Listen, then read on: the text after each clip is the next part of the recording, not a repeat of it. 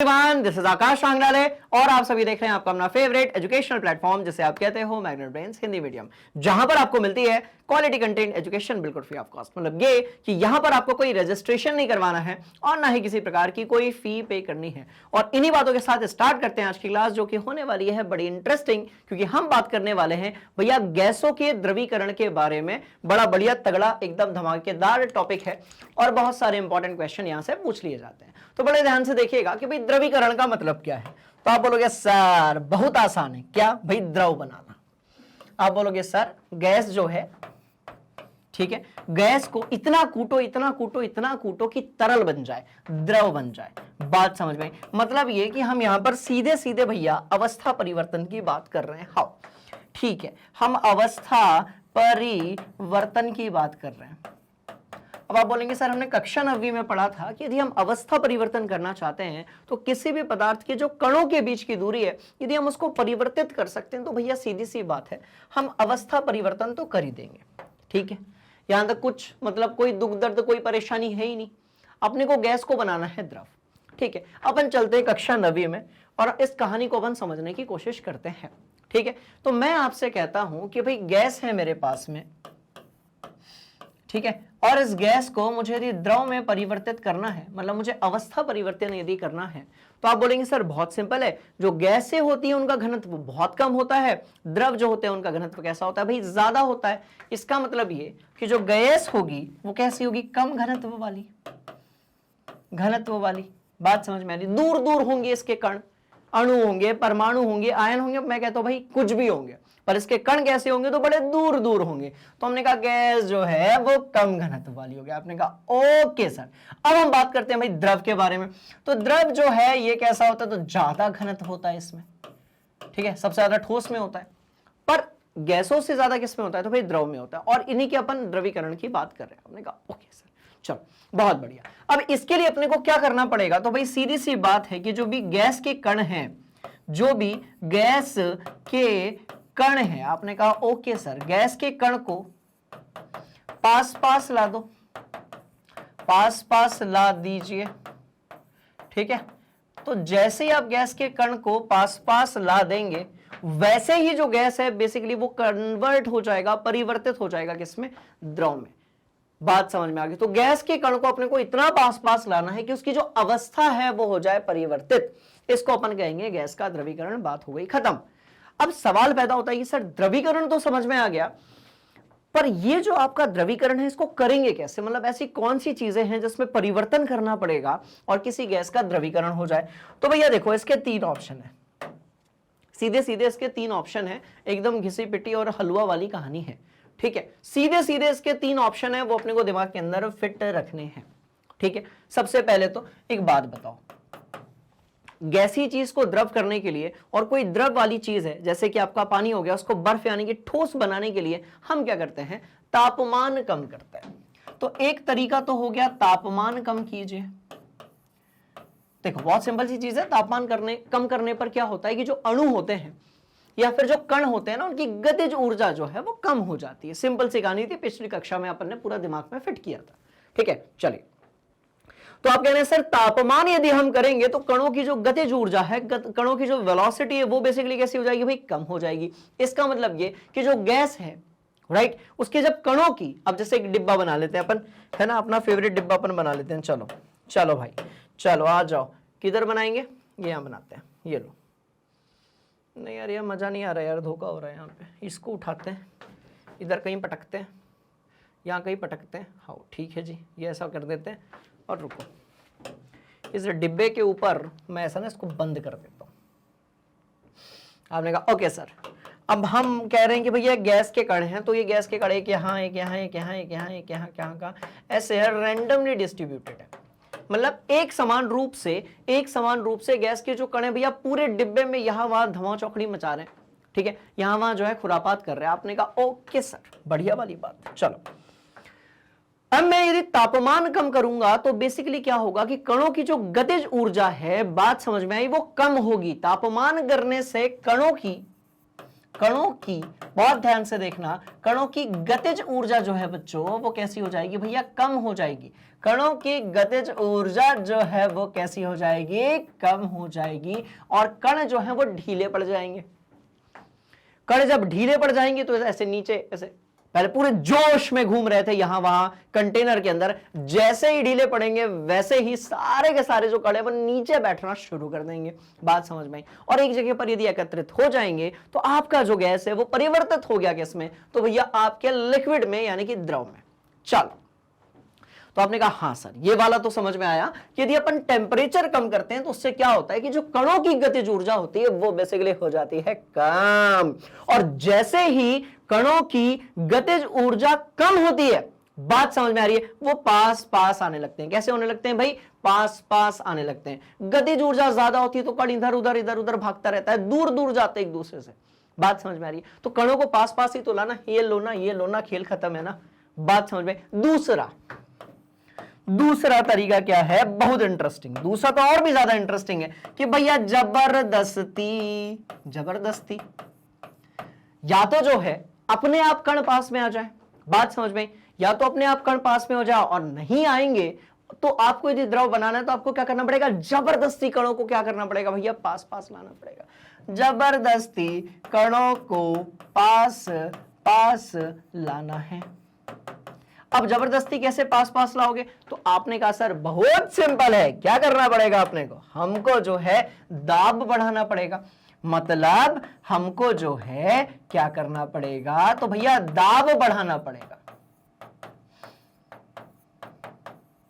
ठीक है, तो अब दो तरीके आपको मिल गए। एक तरीका मिल गया कि भैया तापमान जो है उससे भी कम करने से गैस के जो कण हैं वो पास पास में आ जाते हैं। दूसरा तरीका मिल गया कि आप जबरदस्ती जो है, मतलब उनका बिल्कुल भी मूड नहीं है, प्रेशर लगाइए और कणों को बिल्कुल पास पास में लेकर आइए। बात समझ में? जैसे पढ़ाई और बच्चा दूर दूर भागता है एक दूसरे से, फिर पिताजी, माताजी, टीचर्स, उनकी प्रसाद, उनका प्यार, उनकी डांट जो है एक प्रकार का प्रेशर क्रिएट करती है और बच्चा पढ़ाई के पास में आ जाता है। बात समझ में आ रही? तो कणों को भी ऐसे ही पास पास में लाने के लिए अपने को जो है दाब बढ़ाना पड़ेगा। मामला बिल्कुल सेट है। चलो, बात समझ में आ गई। तो भैया दाब अपने को बढ़ाना पड़ेगा, मामला बिल्कुल सेट है, और इसको हम कहेंगे कि हमने दाब बढ़ाया, कण जो है वो पास पास में आ गए। तो दो ऑप्शन तो आपने देख लिए, पहला आपने कहा कि सर तापमान कम कर देते हैं, दूसरा आपने कहा कि सर दाब बढ़ा देते हैं। अब क्लास में बहुत सारे इंटेलिजेंट बच्चे होते हैं, उनमें से कुछ आप भी होंगे। बात समझ में आ रही? अब कोई तीसरा बच्चा बोलेगा सर थोड़ा प्रो लेवल पे जाके खेलते हैं अपन। ठीक है, तीसरा ऑप्शन और इंटरेस्टिंग है कि तापमान को भी कम करिए और दाब को भी एक साथ, दाब को बढ़ा दीजिए। ठीक है, ताप जो है उसको कम करिए और दाब जो है उसको बढ़ाइए। मतलब बेटा एक साथ, मैं किसकी बात कर रहा हूं, एक साथ। एक ऑप्शन तो क्या हो सकता है कि सिर्फ तापमान कम कर दो, जैसा कि रेफ्रिजरेटर के अंदर होता है, फ्रिज के अंदर होता है। एक ऑप्शन यह है कि सिर्फ जो है आप दाब बढ़ा दो। बात समझ में? पर एक ऑप्शन यह कहता है कि हम जो है तापमान भी कम करेंगे और दाब भी बढ़ाएंगे। कैसा? तो भैया एक साथ। चलो, तो हमने कहा एक साथ। चलो, तो अब मेरे पास तीन ऑप्शंस हो गए ना। ठीक है, तो ये तीन ऐसे तरीके हैं जिससे हम गैस को किसमें परिवर्तित कर सकते हैं, द्रव में परिवर्तित कर सकते हैं। आपने कहा सर आइडिया बिल्कुल मस्त है, किसी को अपन नहीं बताएंगे, चुपचाप अपनी कॉपी के अंदर नोट कर लेंगे। नोट कर लो भैया, चलो खत्म खेल। ठीक चलिए, तो मैं एकदम बेसिकली इसको क्यों बता रहा हूं, इसके बड़े ध्यान से इसको आप सुनिएगा, क्योंकि फिजिक्स में भी आप इस पूरे चैप्टर को, ये जो टॉपिक अभी हम यहां पर पढ़ रहे हैं, पूरा जो चैप्टर यहां पर पढ़ रहे हैं, बात समझ में आई, ये फिजिक्स में भी आप सब ये पढ़ने वाले हो। क्लियर है? कहानी बोलो यस सर। इसका मतलब ये कि जब आप इसको 2 बार पढ़ने वाले हो, इसलिए ये कॉन्सेप्ट आपको बहुत ज्यादा अच्छे तरीके से क्या होना चाहिए भाई, क्लियर होना चाहिए। क्योंकि यहां से जो क्वेश्चन आएगा वो केमिस्ट्री में भी आएगा, मतलब एक तीर से 2 निशान है। आप यदि एक बार बढ़िया से पढ़ लेंगे तो फिजिक्स का भी सवाल बन जाएगा, केमिस्ट्री का भी क्वेश्चन बन जाएगा।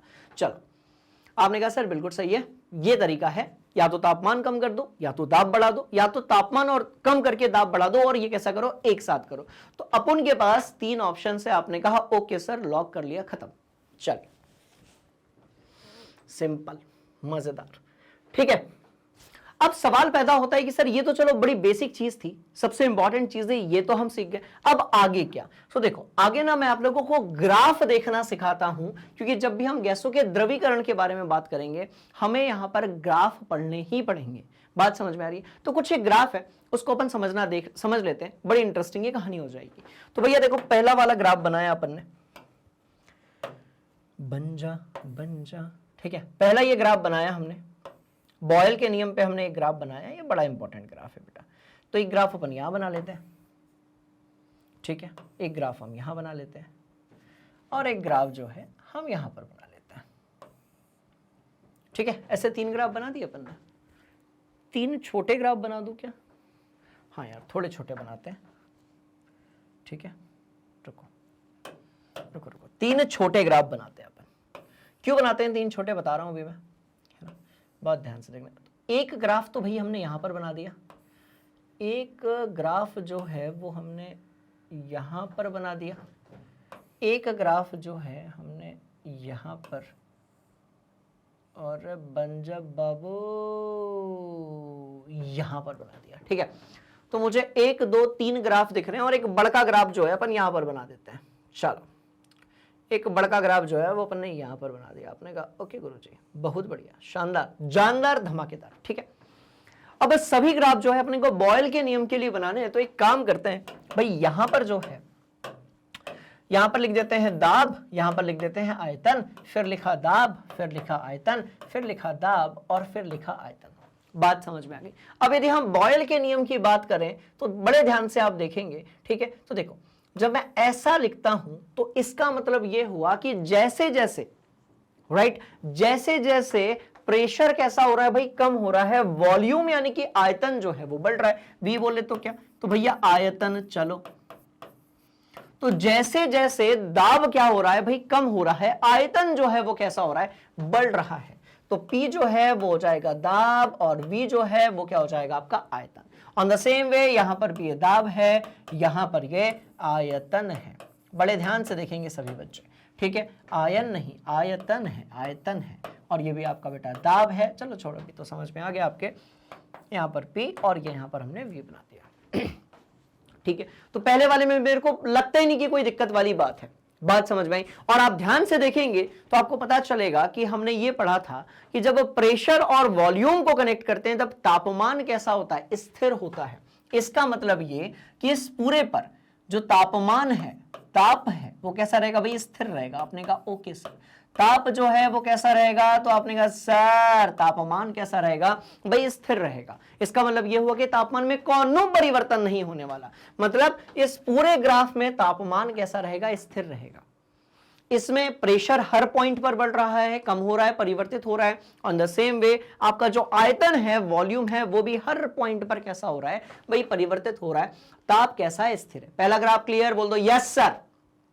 बात समझ में आई? पहला ग्राफ क्लियर, बोलो यस सर। हमने एक सिंपल से बॉयल के नियम का ग्राफ यहां पर बनाया हुआ है। दूसरा ग्राफ बनाते हैं, बड़े ध्यान से देखेंगे। दूसरे वाले ग्राफ में हमने क्या किया, हमने 2 लाइन खींच दी। मतलब जब आप 2 लाइन खींचते हो किसी ग्राफ में, तो बेसिकली वो 2 ग्राफ्स को, 2 आरेख जो होते हैं उसको आपस में इन्होंने क्या किया हुआ है भैया, मिक्स किया हुआ है। इतनी सी कहानी है, ठीक है। तो इसका मतलब देखो, इसको अपन क्या कहेंगे, इसको अपन T1 कहेंगे, इसको हम T2 कहेंगे। कंडीशन क्या होगी, T1 की वैल्यू T2 से ज्यादा होगी। ये ठीक है, पक्का। मतलब अब हमने 2 अलग अलग तापमानों पर ग्राफ बनाया है। पहले हमने T1 तापमान लिया था जो कि ज्यादा होगा as compare to what T2। तो जब ग्राफ ऊपर होगा तो तापमान कैसा होगा, ज्यादा होगा। जब ग्राफ नीचे की तरफ होगा तो तापमान ऑब्वियसली कम हो जाएगा। बात समझ में? तो कहीं पर यदि ऐसा ग्राफ दिया है, इसका मतलब यह है कि भैया ताप जो है वो कैसा है आपका, स्थिर है। कहीं पर यदि इस तरीके से दिया हुआ है तो ऐसा वाला जो ग्राफ है ना, पहले नंबर पे आप जो ग्राफ देख रहे थे, रुको रुको रुको रुको रुको, A नंबर का ग्राफ है ये आपके B नंबर का ग्राफ है, ये आपके C नंबर का आरेख है और ये आपके D नंबर का आरेख है। तो बड़े ध्यान से देखिएगा भैया, पहले नंबर का जो आरेख दिया हुआ है, A नंबर का जो आरेख दिया हुआ है, राइट, बोलो यस सर, उसमें आपने एक ही, ठीक है, किसी गैस के लिए स्थिर ताप पर, जहां पर एक फिक्स तापमान है, आरेख बनाया हुआ है। पर यदि आप यहां पर बात करते हैं पर यदि आप इस जगह पर बात करते हैं तो आपको यह पता चलेगा कि सर यहां पर आपने दो ग्राफ बनाए ना, एक T1 के लिए बनाया है और एक T2 के लिए बनाया, और दोनों ही जो है वो आदर्श गैस समीकरण को यहां पर फॉलो कर रही हैं। अब बच्चों यदि मैं ऐसा एक ग्राफ बना देता हूं, मतलब ये कि एक सीधी लाइन है, इसका मतलब ये कि यहां पर जो आपका दाब है वो कैसा है, तो भाई स्थिर है। यहां पर यदि आप ध्यान से देखेंगे तो आपका दाब जो है वो कैसा है, स्थिर है। आयतन आपका जरूर बढ़ रहा है, देखो जैसे जैसे आप आगे की तरफ जा रहे हो आयतन कैसा होता जा रहा है, बढ़ता जा रहा है। और प्रेशर यानी कि दाब जो है वो कैसा है, तो भाई वो कांस्टेंट है। बस खत्म बात, यही तो सीखना था। बहुत सारे बच्चे ये बेसिक जो चीज होती है उसको मिस कर जाते हैं, और उसके बाद जो है उसके बाद फिर मार्क्स अंक जो होते हैं एग्जामिनेशन में वो आपको मिस कर जाते हैं। बात समझ में आ रही है? तो आयतन जो है भैया वो कैसा होगा, वो बदलता रहेगा, बदल रहा है। अब आप कहेंगे सर कितना तो आसान है, बात समझ में, आप बोलेंगे सर ये तो बड़ा बड़ा ही आसान है। अब यदि आप इस वाले को देख रहे हैं तो देखो छोटी कक्षाओं में क्या होता है और बड़ी कक्षा में क्या होता है, इसके बीच में डिफरेंस बताता हूं। छोटी कक्षाओं में भैया एक बार में एक ही टाइप प्रकार का ग्राफ बनाते हैं। बड़ी कक्षाओं में क्या होता है, 4-5 ग्राफ लेते हैं, सबकी खिचड़ी बना देते हैं और बोलते हैं अब मजे लो, इसका स्वाद लो। पर क्या होता है कि जब कॉन्सेप्ट क्लियर नहीं होता है ना, तो खिचड़ी स्वादिष्ट लगने की बजाय फिर कड़वी लगने लगती है। बात समझ में आ रही? बोलो यस सर। तो देखो एक ग्राफ, दो ग्राफ को एक में मिक्स किया, ये एक सिंगल ग्राफ है, जितनी लाइन उतने ग्राफ, सीधी बात, ठीक है। चलिए अब यदि हम यहां पर देखेंगे तो भैया प्रेशर यानी कि दाब जो है वो स्थिर है, और यदि आप आयतन की बात करते हैं तो आयतन जो है उसमें क्या हो रहा है, हर इंस्टेंट पर परिवर्तन हो रहा है। चलिए अब एक ग्राफ मैं यहां पर बनाने वाला हूं, बड़े ध्यान से देखिएगा, ठीक है। मैंने कहा ऐसे, रुको, मैंने कहा ऐसे, फिर मैंने कहा ऐसे, फिर मैंने कहा ऐसे, ठीक है। चलिए और इंटरेस्टिंग कहानी, चलो भैया कुछ एक पॉइंट्स हम यहां पर बना देते हैं, ठीक है। शानदार वाली ये बात है, एक पॉइंट यहां बनाया, यहां बनाया, यहां बनाया। रुको रुको रुको रुको रुको, थोड़ा और मजे लेते हैं यार, रुको, तो धोखा हो गया, ठीक है, थोड़ा और मजे लेते हैं, ध्यान से देखना।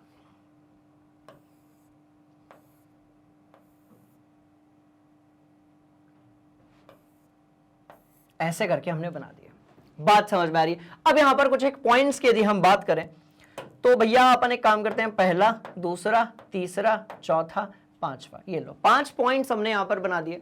ये ग्राफ यदि समझ में आ गया तो इसके बाद की पूरी कहानी जो है वो बढ़िया तरीके से आपको क्या हो जाएगी, क्लियर हो जाएगी, ठीक है ना। बहुत ध्यान से देखिएगा, देखो बेटा ये जो पॉइंट है ना, इसको अपन ने ए कह दिया, इसको अपन ने बी कह दिया, सी कह दिया, डी कह दिया, और इसको हमने ई कह दिया।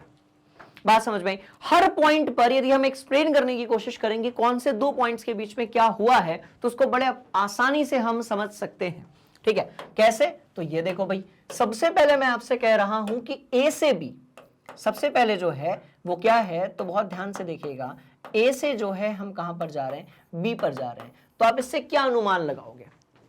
आप इससे यह अनुमान लगाओगे कि ये बॉयल के नियम को पूरी तरीके से क्या कर रहा है, तो भैया फॉलो कर रहा है।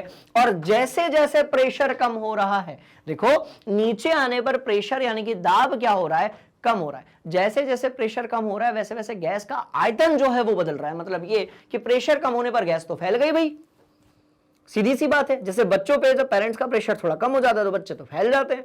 बात समझ में आ रही? प्रेशर कम होगा, फैलना कैसा होगा, ज्यादा होगा। इसका मतलब ये कि पहला यदि आप ए से बी के ग्राफ की बात करेंगे तो भाई दाब कैसा हो रहा है, तो कम हो रहा है बच्चों, और वॉल्यूम कैसा हो रहा है, तो बढ़ रहा है। ये ठीक है?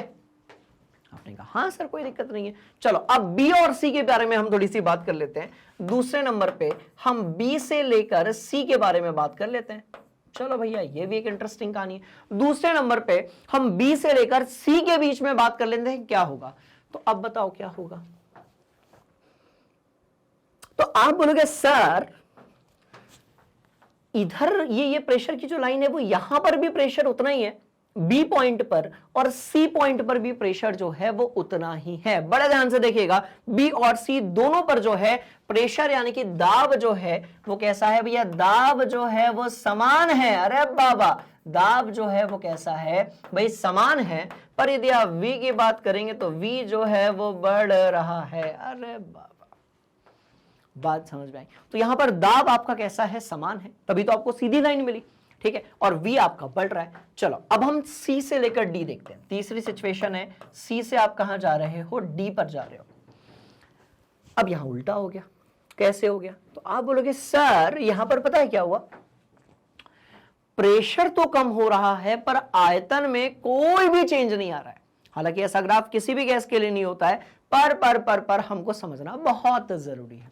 बात समझ में आई? क्योंकि यहीं से कॉन्सेप्ट क्लियर होगा। तो ये समझाने के लिए बेटा, तो सी से जब आप किस तरफ गए भाई, डी की तरफ गए। बड़े ध्यान से देखिएगा, जब आप सी से डी की तरफ गए तब आयतन तो वही है। बात समझ में आई? मतलब यहां से हम निकाल सकते हैं कि भैया वॉल्यूम जो है वो तो समान है, पर आप यदि प्रेशर की बात करेंगे तो प्रेशर कैसा हो रहा है, तो भाई कम हो रहा है।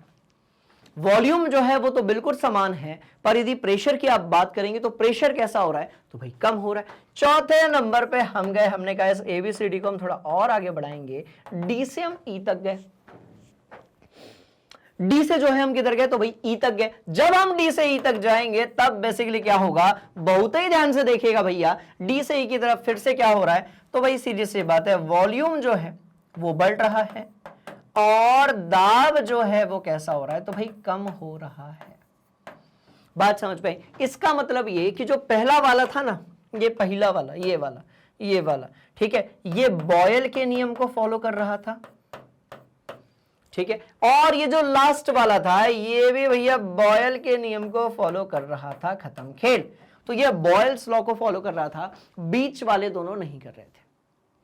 तो अब यदि मैं आपसे पूछता हूं कि बताओ बच्चों यहां पर कितने आरेख और कितने ग्राफ की आपस में खिचड़ी बनाई गई है, तो आप बोलेंगे सर पहला, दूसरा, तीसरा और चौथा।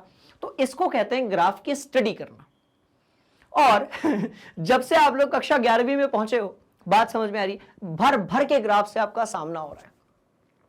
केमिस्ट्री में तो थोड़ा कम ही हो रहा है, बट फिजिक्स में पहले अध्याय नहीं, तीसरे, चौथे, पांचवें अध्यायों में बहुत सारे आपका ग्राफ से यानी कि आरेख से सामना हो रहा है। इसलिए पहले आरेख को अपन समझ लेते हैं, ठीक है। आरेख को यदि अपन ने समझ लिया तो इस टॉपिक को तो अपन बढ़िया से समझा देंगे, ज्यादा जो है नाटक करने की जरूरत नहीं है, कॉन्सेप्ट एकदम हलवा है। बात समझ में आई? चलो भैया, तो चारों ग्राफ, चारों आरेख जो है खोपड़ी के अंदर बढ़िया से सेट है। एक बार फिर से देख लेते हैं, बढ़ते हैं आगे और गैसों के द्रवीकरण के बारे में बात करते हैं, क्योंकि बिना ग्राफ के, बात समझ में आ रही है, बिना ग्राफ के हम गैसों के द्रवीकरण के बारे में बात नहीं कर सकते। चलो आ जाओ। तो पहले ग्राफ में सारे ही ग्राफ आपके प्रेशर और वॉल्यूम यानी कि दाब और आयतन के संदर्भ में बनाए गए हैं। भैया पहले ग्राफ की यदि आप बात करेंगे तो तापमान बिल्कुल स्थिर है। दूसरे ग्राफ की यदि हम बात करेंगे तो वहां पर भी तापमान स्थिर है, ये बॉयल के नियम को फॉलो कर रहे हैं, पर यहां पर हमने दो अलग अलग तापमान लिए हैं। बात समझ में आ रही है? मतलब एक T1 है, इस पूरे ग्राफ में सभी जगह पर T1 तापमान होगा, इस पूरे ग्राफ में सभी जगह पर T2 तापमान होगा। जो ऊपर की तरफ ग्राफ आएगा उसका जो तापमान है वो कैसा होगा, तो भैया ज्यादा होगा। बात समझ में आ गई? बोलो यस सर।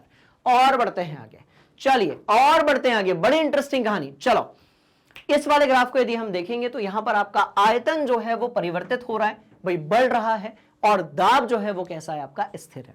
चौथा वाला जो ग्राफ है उसने तो इस पूरे कॉन्सेप्ट की बल्ले बल्ले कर दी है बड़े बढ़िया तरीके से। कैसे भाई? चार चीजों को आपने मिलाया, जो आया वो आपके सामने है। चलो तो बच्चों आप इसको नोट करेंगे, बड़ी इंटरेस्टिंग कहानी है। चलिए, और इसके पहले कुछ था? बिल्कुल था, ठीक। तो अब यदि आप ध्यान से देखेंगे तो हम वॉल्यूम, प्रेशर और आपका तापमान को बदल कर, बात समझ में, हम गैसों के द्रवीकरण को समझ भी सकते हैं और इस कहानी को दिमाग में फिट भी कर सकते हैं। ठीक है, नोट कर लो। तो अब ये तो नोट हो गया है ना, थोड़ा और अपन आगे बढ़ते हैं, बहुत ध्यान से देखिएगा। तो देखो पूरा तो पढ़ लिया, पर कभी कभी क्या होता है पूरा पढ़ने के बाद भी डेफिनेशन वगैरह में हम अटक जाते हैं। तो कोई पूछे कि भैया गैसों का द्रवीकरण क्या होता है, तो एक लाइन में बताओगे कि भैया गैस का द्रव अवस्था में परिवर्तन। और ये जो परिवर्तन है कितने तरीके से, तो भैया 3 तरीके से। कौन से? अभी हमने देखा, या तो दाब बढ़ा दीजिए, या तो ताप कम कर दीजिए, या फिर दाब बढ़ाकर ताप कम कर दीजिए, एक साथ खत्म खिलाइए। अब यदि हम बात करते हैं, देखो ऑक्सीजन जो है वो कौन सी अवस्था में पाई जाती है, सामान्यतः गैसीय अवस्था में पाई जाती है। सामान्यतः का मतलब ये होगा कि जो दाब होगा ना बच्चों, राइट, वो 1 atm होगा बेटा। कितना होगा? 1 atm होगा। और ताप जो है वो कितना होगा, तो हम रूम टेम्परेचर की बात करेंगे। और रूम टेम्परेचर को कितना लिया गया है, तो भैया 25 डिग्री सेल्सियस लिया गया है पूरी दुनिया में, जिसको हम लोग जो है सामान्य तापक्रम भी कहते हैं, इसको अपन 25 डिग्री सेल्सियस कहते हैं। हाँ जी, ठीक है, बढ़िया। चलो, तो जनरली हम ये देखते हैं बच्चों की जो ऑक्सीजन गैस होती है वो सामान्यतः किस पर पाई जाती है, तो भैया गैसीय अवस्था में पाई जाती है ऑक्सीजन। बात समझ में? पर यदि आप ऑक्सीजन गैस पर एक निश्चित दाब लगाते हो, यदि आप ऑक्सीजन गैस पर एक निश्चित दाब लगाते हो और ताप के मान को कम करते हो, मतलब दाब बढ़ाते हो और ताप के मान को यदि कम करते हो, तो ऑक्सीजन गैसीय अवस्था से द्रव अवस्था में परिवर्तित हो जाती है। बात समझ में आई? फिर इन्हीं ऑक्सीजन के जो गैस है, ये जो ऑक्सीजन है, उसको फिर अपन सिलेंडर में भर देते हैं और उसके बाद फिर हम उसको हॉस्पिटल के टाइम के लिए सप्लाई कर देते हैं। कुछ ऐसा ही एलपीजी के साथ भी होता है कि आप तापमान कम करते हैं, दाब बढ़ाते हैं, तो भैया गैस जो है वो द्रवीकृत होकर कौन से अवस्था में आ जाती है, तो लिक्विड स्टेट में आ जाती है। खत्म खेल, है ना। तो इस प्रकार की प्रक्रिया जिसमें हम किसी गैस को द्रवीकरण कर देते हैं, उसको हम क्या बोलते हैं, उसको हम बोलते हैं द्रवीकृत कर देते हैं, उसको अपन द्रवीकरण बोलते हैं। तगड़ा वाला स्क्रीनशॉट हो जाए। बढ़ते हैं आगे, हरिओम। चलिए भैया, तो अब आपकी एक बात तो समझ में आ गई कि हाँ सर, ये वो तरीके हैं जिससे गैस को अपन क्या कर सकते हैं भाई, द्रवीकृत कर सकते हैं। अब देखो, पर इसके लिए कुछ तापमान होते हैं, कुछ कंडीशन होती है, वो बड़ी जरूरी होती है। और कैसे होती है, तो बहुत ध्यान से देखिएगा। देखो, द्रवीकरण की प्रक्रिया सबसे पहले ये जान लेते हैं भाई कि ये जरूरी क्यों है। बात समझ में आई? क्योंकि यदि पता चल जाएगा कि ये इंपॉर्टेंट क्यों है, तो उसके बाद इस कॉन्सेप्ट को पढ़ना और इंटरेस्टिंग हो जाएगा। तो देखो भैया, द्रवीकरण की प्रक्रिया जो है वो बहुत ज्यादा क्या है, आवश्यक है और जरूरी है। इसके 2 मुख्य उपयोग मैं आपको बताता हूं, ठीक है।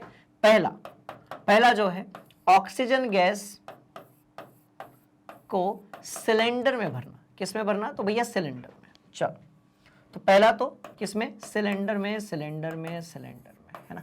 चलिए, कुछ इसी तरीके से यदि आप बात करते हैं तो भाई जो एलपीजी गैस है अपनी, तो है तो वो किसमें, गैसीय अवस्था में, पर इसको भी आप यदि सिलेंडर में फिक्स करना चाहते हो तो आपको द्रवीकरण करना पड़ेगा। इससे ये होगा कि बहुत सारी जो गैस होगी वो किसी सिलेंडर के अंदर थोड़ी सी जगह में बढ़िया तरीके से आ सकती है। बात समझ में आ गई? बोलो यस सर। तो सिंपल सी बात है कि कम जगह पर यदि आपको अधिक गैस को भरना है तो इसके लिए आपको इसको जो है द्रव अवस्था में परिवर्तित करना पड़ेगा। अपने आप ये होने वाली नहीं है, इसलिए दाब को बढ़ाना पड़ेगा, तापमान को कम करना पड़ेगा। ठीक है, चलो बढ़िया वाली बातें हैं, सारी चीज अपन ने यहाँ पर नोट कर लिए। ठीक है, चलो इसको भी आप अपनी कॉपी में नोट करेंगे।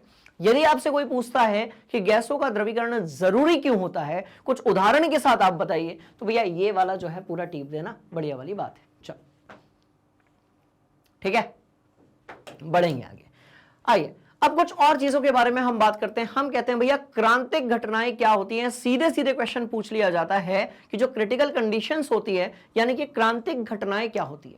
बात समझ में आ रही है? तो क्रांतिक घटनाएं क्या होती है, इसके बारे में बात की जाती है। क्रांतिक घटनाएं बेसिकली स्पेशल घटनाएं होती है। क्या होती है, तो भैया स्पेशल घटनाएं होती हैं। अब आप बोलो कि सर स्पेशल घटनाएं होती है, ऐसा कैसे होता है? तो कुछ नहीं, हमने जो अभी ग्राफ देखा था दाब और ताप के बारे में, बस वहीं से हम बात करने वाले हैं। किसके बारे में? क्रांतिक घटनाओं के बारे में बात करने वाले हैं। अब देखो भाई, सबसे पहले इसमें आता है क्या, तो क्रिटिकल टेम्परेचर आएगा।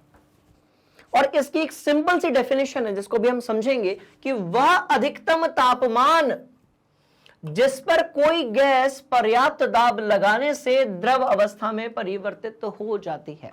बहुत ध्यान से देखिएगा, वह अधिकतम तापमान जिस पर कोई गैस पर्याप्त दाब लगाने पर द्रव अवस्था में परिवर्तित हो जाएगी, उसको अपन क्या बोलेंगे? क्रांतिक तापमान बोलेंगे, क्रिटिकल टेम्परेचर बोलेंगे। और ये डेफिनेशन आती है, ये बड़ा इंपॉर्टेंट टॉपिक है यदि आप आज की क्लास की बात करते हैं तो। ठीक है, तो ऐसा अधिकतम तापमान जिस पर कोई गैस पर्याप्त दाब लगाने से द्रव अवस्था में पहुंच जाती है, उसको अपन क्या बोलते हैं? तो भैया क्रांतिक ताप बोलते हैं। इससे ज्यादा यदि तापमान होगा तो यह गैस जो है वो कैसी रहेगी? गैस के तौर पर ही पाई जाएगी। बहुत ध्यान से देखिएगा, इससे अधिक यदि तापमान होगा, बात समझ में आई? मतलब मैंने कहा कि किसी गैस के लिए मान लेते हैं कि एक गैस है, इस गैस को हमने किससे रिप्रेजेंट कर दिया? ए से रिप्रेजेंट कर दिया। हमने कहा भैया एक गैस है जिसको जो है हम लोग ए से रिप्रेजेंट करते हैं। आपने कहा ओके सर, एक गैस है, इसको हमने ए से रिप्रेजेंट कर दिया और इसके लिए जो क्रिटिकल तापमान है वो 40 डिग्री सेल्सियस है, मान लेते हैं। बात समझ में? तो आप यदि 40 डिग्री सेल्सियस पे दाब लगाएंगे, आप क्या करेंगे? आप यदि 40 डिग्री सेल्सियस पे दाब लगाते हैं तो जो गैस है वो द्रव में परिवर्तित हो जाएगी। चलो भैया, बड़ी बढ़िया बात, गैस जो है वो किस में परिवर्तित हो जाएगी? द्रव में। ठीक है, चलो। तो जैसे आपने दाब लगाया, गैस जो है वो परिवर्तित हो गई किसमें? भाई द्रव में परिवर्तित हो गई। आपने कहा ओके सर, तगड़ी वाली बात। पर यदि आप कहते हो कि सर तापमान जो है ना 42 डिग्री सेल्सियस है, तापमान जो है वो कितना है भाई? 42 डिग्री सेल्सियस है। अब आप सोच रहे होगे कि सर तापमान 42 डिग्री सेल्सियस है तो ठीक है, क्या फर्क पड़ता है? बात समझ में आई? हम इतना दाब लगाएंगे कि सारे जो गैस के अणु हैं वो बिल्कुल पास पास में आ जाएंगे और द्रवीकरण हो जाएगा। यदि आप ऐसा सोच रहे हैं तो ऐसा होने वाला नहीं है। मतलब ये कि 40 डिग्री सेल्सियस के ऊपर तापमान कोई भी हो, 40 डिग्री सेल्सियस के ऊपर कितना भी दाब लगा दीजिए, कितना भी क्या लगा दीजिए भैया, दाब लगा दीजिए, सिलेंडर फट जाएगा। बात समझ में आई? पर गैस जो है वो द्रवीकृत नहीं होगी, द्रवीकरण नहीं होगा, नहीं होगा, नहीं होगा, खत्म खेल। मतलब 40 डिग्री सेल्सियस जो है वो होगा आपका क्रांतिक तापमान, यानी कि क्रिटिकल टेम्परेचर। मतलब ये कि भैया इस टेम्परेचर पे यदि आप दाब लगाते हो, पर्याप्त, ऐसा नहीं कि कोई भी दाब आपने लगा दिया, पर्याप्त दाब आप लगाते हो, राइट, तो उस सिचुएशन को अपन बोलते हैं कि गैस जो है वो गैसीय अवस्था से आपकी द्रव अवस्था में आ जाएगी। 40 डिग्री सेल्सियस यदि किसी गैस के लिए क्रांतिक या फिर आपका क्रिटिकल तापमान टेम्परेचर है तो पर इसके ऊपर कोई भी तापमान रहे, इसके ऊपर 40, 41 रहे, 42 रहे, 42.5 रहे, 55 रहे, 100 रहे, कितना भी टेम्परेचर यदि इसके ऊपर होगा, उसके बाद आप कितना भी दाब लगा लीजिए, अणु पास में आएंगे ही नहीं। बात समझ में आ रही है? अणु जो है वो पास में आएंगे ही नहीं और गैस का द्रवीकरण नहीं हो पाएगा। क्लियर हो गया? चलो, अब आप बोलोगे सर इससे कम यदि है तो भैया सीधी सी बात है, ठीक है। अब मैंने कहा एक और तापमान ले लेते हैं, इसको T1 ले लिया, इसको T2 ले लिया, मैंने कहा 37 डिग्री सेल्सियस, मैंने कहा 37 डिग्री सेल्सियस मानव शरीर का तापमान। तो अब इस पर भी यदि आप पर्याप्त दाब लगाते हो तो इस पर भी द्रवीकरण जो है वो कैसा होगा? तो ये हो जाएगा। जब 40 पर हो रहा है तो उससे कम में तो वैसे ही हो जाएगा, पर 40 पर यदि पहली बार कोई गैस जो है वो क्या हो रही है भाई? द्रवीकृत हो रही है पर्याप्त दाब लगाने पर, राइट। तो यदि आप 40 से ज्यादा तापमान दोगे, आप यदि 40 डिग्री सेल्सियस से ज्यादा तापमान दोगे तो उसके बाद आप कितना भी प्रेशर लगा लीजिए, पर जो गैस है वो द्रवीकृत होने वाली बिल्कुल भी नहीं है। कहानी कैसी हो गई? खत्म। तो अब आपके एक बात तो समझ में आ गई कि क्रिटिकल प्रेशर, क्रिटिकल टेम्परेचर और क्रिटिकल वॉल्यूम को, क्रांतिक ताप, क्रांतिक दाब और क्रांतिक आयतन को समझना बहुत ही ज्यादा जरूरी है। इसलिए तो यहां पर कवि ने सीधे सीधे लिखा है कि इस तापमान से ऊपर दाब चाहे जितना अधिक हो, गैस को, ठीक है, गैस को तरल नहीं कर सकते। गैस को ये हटा दो यहां से, गैस जो है उसको हम तरल नहीं कर सकते। ठीक है, खत्म किया, नोट किया जाए। तो क्या बढ़िया तरीके से आप सब लोगों को क्रिटिकल टेम्परेचर क्लियर हो गया? आपने कहा हाँ जी सर। हम क्या करेंगे कि हम कार्बन डाइऑक्साइड को टारगेट करेंगे और एक बढ़िया वाला जो कॉन्सेप्ट है ना, उसको अपन समझेंगे। आ जाओ बिल्कुल आ जाओ। ठीक है, चलो। तो क्रांतिक तापमान की आपको डेफिनेशन मिल गई कि ऐसा तापमान जिसके ऊपर कोई भी गैस द्रवीभूत नहीं हो सकती, दबाव चाहे कितना भी अधिक लगाया जाए। इसका अर्थ यह हुआ कि क्रांतिक तापमान से ऊपर गैसीय अवस्था स्थायी हो जाती है। सबसे इंपॉर्टेंट पॉइंट है, कॉपी के अंदर नोट किया जाए कि भैया क्रांतिक तापमान से ऊपर, क्रांतिक तापमान से ऊपर गैसीय अवस्था जो है वो कैसी हो जाती है? स्थायी हो जाती है। मतलब ये बड़े ध्यान से देखिएगा कि यदि यहां पर क्रांतिक ताप है तो इससे ज्यादा होने पर गैसीय अवस्था जो है वो कैसी है, फिक्स्ड है, और इससे कम ताप होने पर, कम ताप, और ये यहां पर क्या है भाई, ज्यादा ताप है, और इससे कम ताप होने पर गैसीय अवस्था के साथ साथ तरल अवस्था हो जाती है किसी भी, ठीक है, यहां पर आ जाती है तरल अवस्था। चलो खत्म। तो इतना तो आप नोट करेंगे। इस वाले ग्राफ को आज जो है अपन निपटाते हैं, क्योंकि 100 में से लगभग 70% बच्चे ऐसे होते हैं जिनको इस वाले ग्राफ में दिक्कत होती है। इसको आज हमेशा के लिए खत्म कर देंगे हम लोग, ठीक है। चलो पहले आप इतना नोट कर लो बढ़िया तरीके से, ठीक है।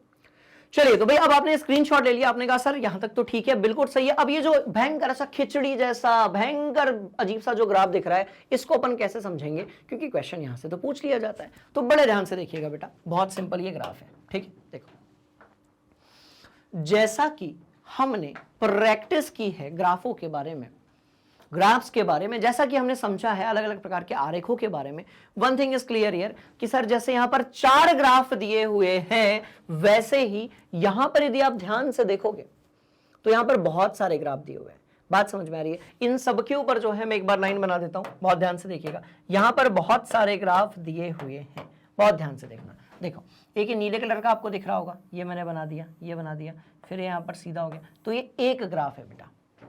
नीले कलर से जो बनाया है मैंने, ये आपका एक ग्राफ है, ठीक है। अब एक ग्राफ और बना देता हूं मैं दूसरे कलर से, तो भाई सीधी सी बात है, अपन हरे कलर से बनाते हैं, है ना, इससे बनाते हैं। ये देखो, ये देखो, ये देखो, ये देखो, ये देखो, तो आपको ना आसानी से दिख रहे होंगे कि सर यहां पर बहुत सारे ग्राफ है और बड़ा कंफ्यूजिंग है। तो पहले आप ये देख लो कि ग्राफ्स कितने हैं, उसके बाद अपन तो समझ ही लेंगे, है ना। चलो आ जाओ, पहले आप ये देख लो कि सर ग्राफ्स कितने हैं। देखो कितने हो गए, तो आपने कहा सर 3 तो दिख रहे हैं हमको, और बना लेते हैं, काहे घबराना।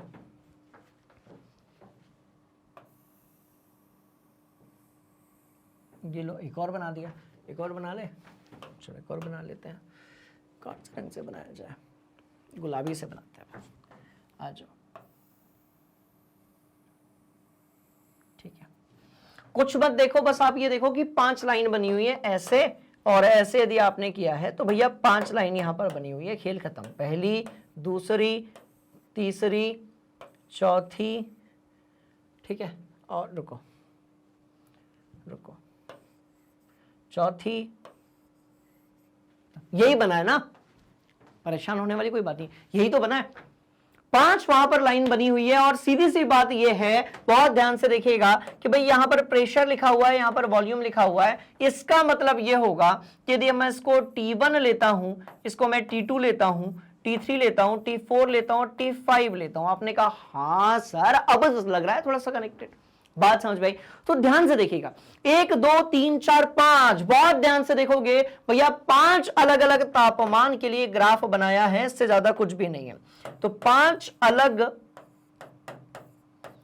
अलग, बहुत ध्यान से देखेंगे, 5 अलग अलग तापमान जो है, राइट, बोलो यस सर, के लिए क्या बनाया है, आरेख बनाया है।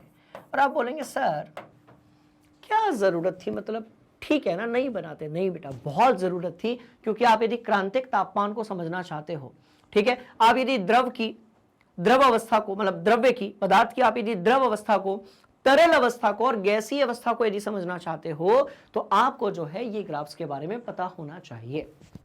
क्लियर हो गई कहानी? ठीक है जी। चलिए, तो एक बात क्लियर हो गई कि वो जो उतना भयंकर सा वहां पर ग्राफ दिख रहा है, वो बेसिकली इस प्रकार के 5 ग्राफ्स का आपस में क्या है, कॉम्बिनेशन है।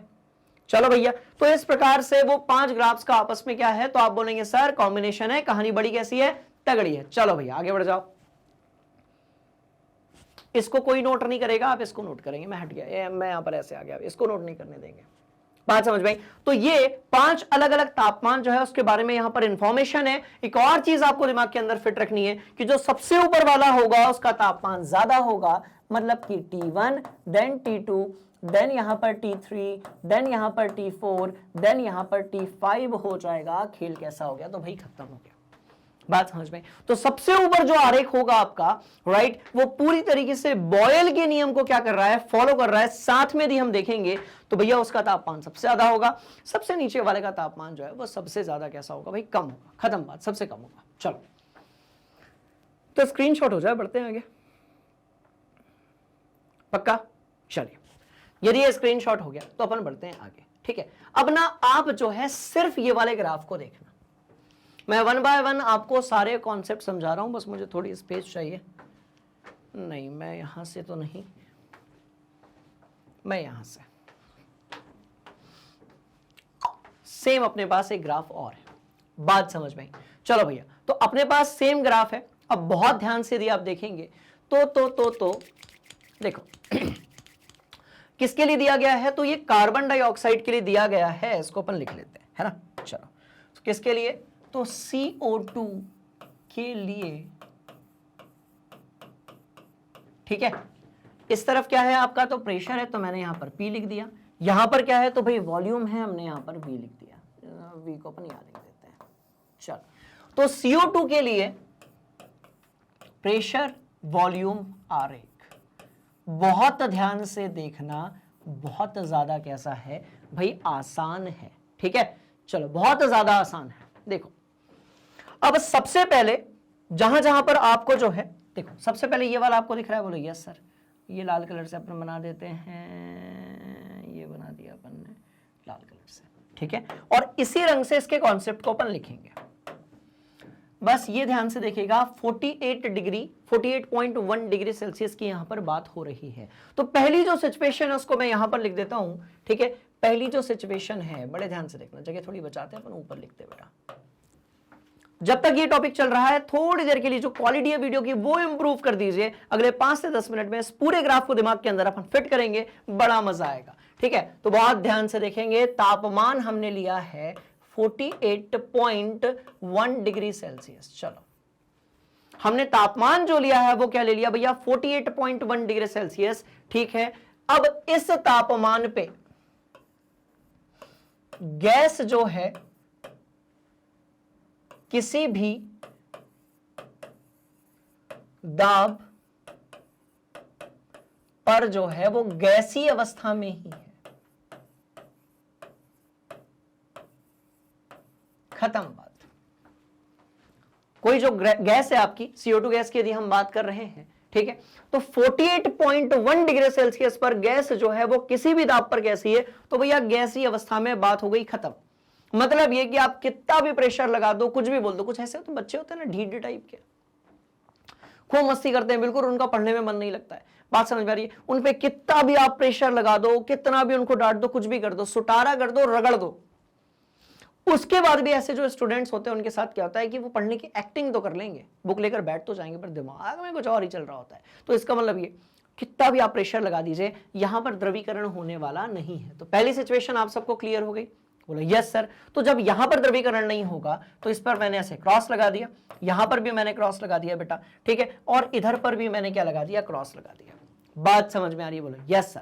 और 31.1 डिग्री सेल्सियस जो है इस पर भी हमने क्रॉस लगा दिया।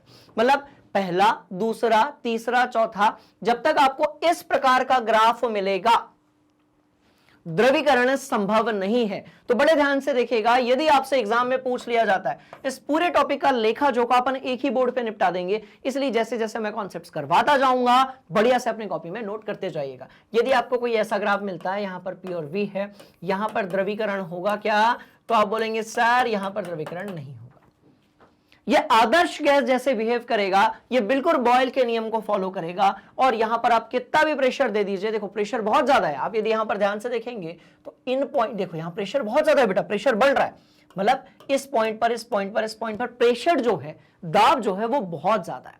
कितना भी आप दाब दे दीजिए, पर क्योंकि तापमान ज्यादा है इसलिए गैस जो है वो द्रवीकृत होने वाली नहीं है।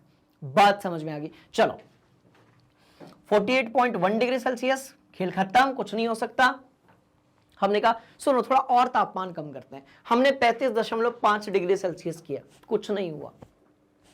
हमने 32.5 डिग्री सेल्सियस जब तापमान किया और फिर प्रेशर बढ़ाया, कम ज्यादा किया, कुछ नहीं हुआ, अपने को बिल्कुल भी लिक्विड मिला ही नहीं। बात समझ में आ रही है? इन सब पर मतलब पहला, दूसरा, तीसरा, चौथा, इन सब पर जो है आपको जो चीज मिल रही है वो कैसी मिल रही है भाई? तो गैसीय अवस्था में मिल रही है। बहुत ध्यान से देखेंगे इन सब पर कैसी मिल रही है? गैसीय अवस्था हमेशा के लिए। आपने कहा यार टेम्परेचर कम करते जा रहे हैं, करते जा रहे हैं, करते जा रहे हैं, पर ये जो गैस है ये तो बड़ी ढीठ है, ये तो द्रवीकृत हो ही नहीं रही है। आपने कहा हार नहीं मानेंगे, थोड़ा और तापमान यहां पर हम क्या करते हैं भाई? कम करते हैं। हार नहीं मानेंगे, थोड़ा और तापमान जो है हम क्या करेंगे यहां पर भाई? कम करेंगे। जैसे ही अपन ने तापमान को कितना किया, बहुत ध्यान से देखिएगा, जैसे ही हमने तापमान को 30.98 डिग्री सेल्सियस किया, बहुत ध्यान से देखेंगे, दूसरी वाली सिचुएशन है कि जैसे ही, नीले रंग से लिखा, अपन नीले से लिखेंगे, ठीक है, जैसे ही हमने तापमान जो है, बहुत ध्यान से देखिएगा, जैसे ही हमने तापमान कितना किया भाई? 30.98 डिग्री सेल्सियस कर लिया। जैसे ही हमने तापमान जो है 30.98 डिग्री सेल्सियस किया, तब हमने ये देखा कि उस समय पर जो प्रेशर था, ठीक है, प्रेशर जो था आपका कितना? 73 इकाई के उसमें, तो प्रेशर उस समय पर जो भी था 73 इकाई, और वॉल्यूम आपका जो भी था, बात समझ में आ रही है? इस पॉइंट पर पहली बार, इस टेम्परेचर पे, इस पर्टिकुलर प्रेशर में पहली बार जो गैस है वो द्रवीकृत हुई, और पहली बार आपको उस गैस का द्रव अवस्था जो है वो प्राप्त हुई। मतलब इस तापमान को देखो, ये वाला जो तापमान होगा इसको हम किससे रिप्रेजेंट करेंगे भाई? क्रिटिकल टेम्परेचर यानी कि क्रांतिक ताप से। क्लियर है कहानी? तो सबसे पहले आप ऊपर के चार की जानकारी आपके दिमाग के अंदर फिट हो चुकी है, वो इंफॉर्मेशन जो है आप अपनी कॉपी में नोट करेंगे। उसके बाद हम आगे बढ़ते हैं, वन बाय वन हम अलग अलग प्रकार के तापमानों के बारे में बात करेंगे, ठीक है? जैसे ये देखो, 1 2 3 4 5 6 7 अलग अलग तापमान है। देखो 30.98 डिग्री सेल्सियस पे आपको जो गैस है वो पहली बार कैसी हुई? द्रवीकृत हुई। अब 21.5 पे भी हो जाएगी, 13.1 पे भी हो जाएगी। बात समझ में आ रही है? तो आप लेंगे इसका एक स्क्रीनशॉट, और अभी तक जितना पढ़ाया गया उसको एक बार जल्दी से रिकॉल करेंगे ताकि अपन आगे बढ़ते हैं, ठीक है? हरिए। चलिए, तो एक बात तो आपको क्लियर हो गई कि भैया ये जो आपका 30.98 डिग्री सेल्सियस था, बात समझ में? इसके ऊपर तापमान कैसा भी हो, गैस को कुछ नहीं होने वाला, गैस का अपना टशन जो है वो बरकरार है, और गैस द्रवीकृत नहीं होने वाली है। पर हमने कहा कि जब हमने तापमान जो है वो कितना लिया, तो भैया तापमान जब हमने ले लिया कितना? 30.98 डिग्री सेल्सियस, और फिर हमने जो दाब है उसको क्या करना स्टार्ट किया? बढ़ाना स्टार्ट किया, राइट? तो इस पॉइंट पर पहली बार जो है हमें द्रव अवस्था मिली, किसकी? तो इस पॉइंट पर पहली बार जो है हमें द्रव अवस्था मिलती है, किसकी भाई? CO2 गैस की। इसलिए इस तापमान को हम बोलते हैं क्रिटिकल टेम्परेचर यानी कि क्रांतिक ताप। बात समझ में? तो आप ये लिखोगे कि इस पर पहली बार जो है गैस कैसी हो गई? बहुत ध्यान से देखिएगा, द्रवीकृत हो गई। चलो ये भी बढ़िया है। तो पहली बार जो गैस है वो कैसी हो गई भाई? द्रवीकृत हो गई। आपने कहा थोड़ा और तूफानी करते हैं, जब गैस अब लिक्विफाई हो ही चुकी है, थोड़ा और इंटरेस्टिंग बनाते हैं इस कहानी को। बड़े ध्यान से देखिएगा, बड़े ही ध्यान से देखिएगा, ठीक है? इसके बाद हमने कहा कि भैया तापमान जो है ना, तीसरी सिचुएशन हम लेते हैं, और हम कहते हैं तीसरी वाली सिचुएशन में तापमान जो है उसको हमने ले लिया कितना? तो भाई 21.5 डिग्री सेल्सियस ले लिया। अब जब हमने 21.5 डिग्री सेल्सियस लिया, तो हम इसको 3 अलग अलग, या आप ये कह लो कि 4 अलग अलग पॉइंट्स पर देख लेते हैं। बेटा बाकी सब आप इग्नोर कर दीजिए प्लीज, ठीक है? और वो अपने दिमाग में ना बहुत ऐसी कॉम्प्लिकेटेड सी इमेजेस की मत बनाइए। जब हम स्टूडेंट होते हैं तो ऑब्वियसली इस प्रकार की जब हम चीजें अपनी जिंदगी में पहली बार देखते हैं, तो कई बार फील होता है कि अरे ये कहां फंस गए हम, साइंस क्यों ले लिया हमने। बात समझ में आ रही है? पर ऐसा नहीं है, चीजें बड़ी आसान होती है, बस आपको ध्यान से देखने की क्या है जरूरत है। बड़े ध्यान से देखिएगा। ऊपर वाले 4 तो अपने कोई काम के नहीं, हटा दो। ये हरे वाले के ऊपर वाले हटा दो। ये नीला वाला जो आपको ग्राफ दिख रहा है, इसने खेल जो है यहां से शुरू किया, और पहली बार आपको इस तापमान पे और इस दाब पर, बात समझ में आई, ठीक है? जिस दाब पर आपको पहली बार द्रव अवस्था मिलती है उसको आप क्रांतिक दाब कहते हो, और जिस आयतन पे आपको मिलती है आप उसको क्रांतिक आयतन कहते हो। तो सिंपल सी चीज ये है कि जब आप क्रांतिक तापमान की बात करोगे, बहुत ध्यान से देखना, देखो यहां पर आपको पहली बार द्रवीकृत अवस्था मिली, बोलो यस सर। तो जिस तापमान पे आपको पहली बार द्रवीकृत अवस्था मिलेगी, उसी दाब को आप क्रांतिक दाब बोलोगे और उसी आयतन को आप क्रांतिक आयतन भी बोलोगे। बात समझ में? तो यहां से अब तीन चीजें निकल कर आ जाती हैं, बहुत ध्यान से देखिएगा। टीसी निकल कर आ जाती है, वीसी निकल कर आ जाती है, पीसी निकल कर आ जाती है। आप यदि टीसी की बात करेंगे तो भैया टीसी जो है वो कितना हो जाएगा, तो टीसी जो है वो कितना था, अच्छा यहां पे भी दिया हुआ है, ठीक है, कितना था भैया, तो 30.98 डिग्री सेल्सियस था। वीसी जो था आपका V4 है और पीसी जो था आपका वो 73 है। चलो,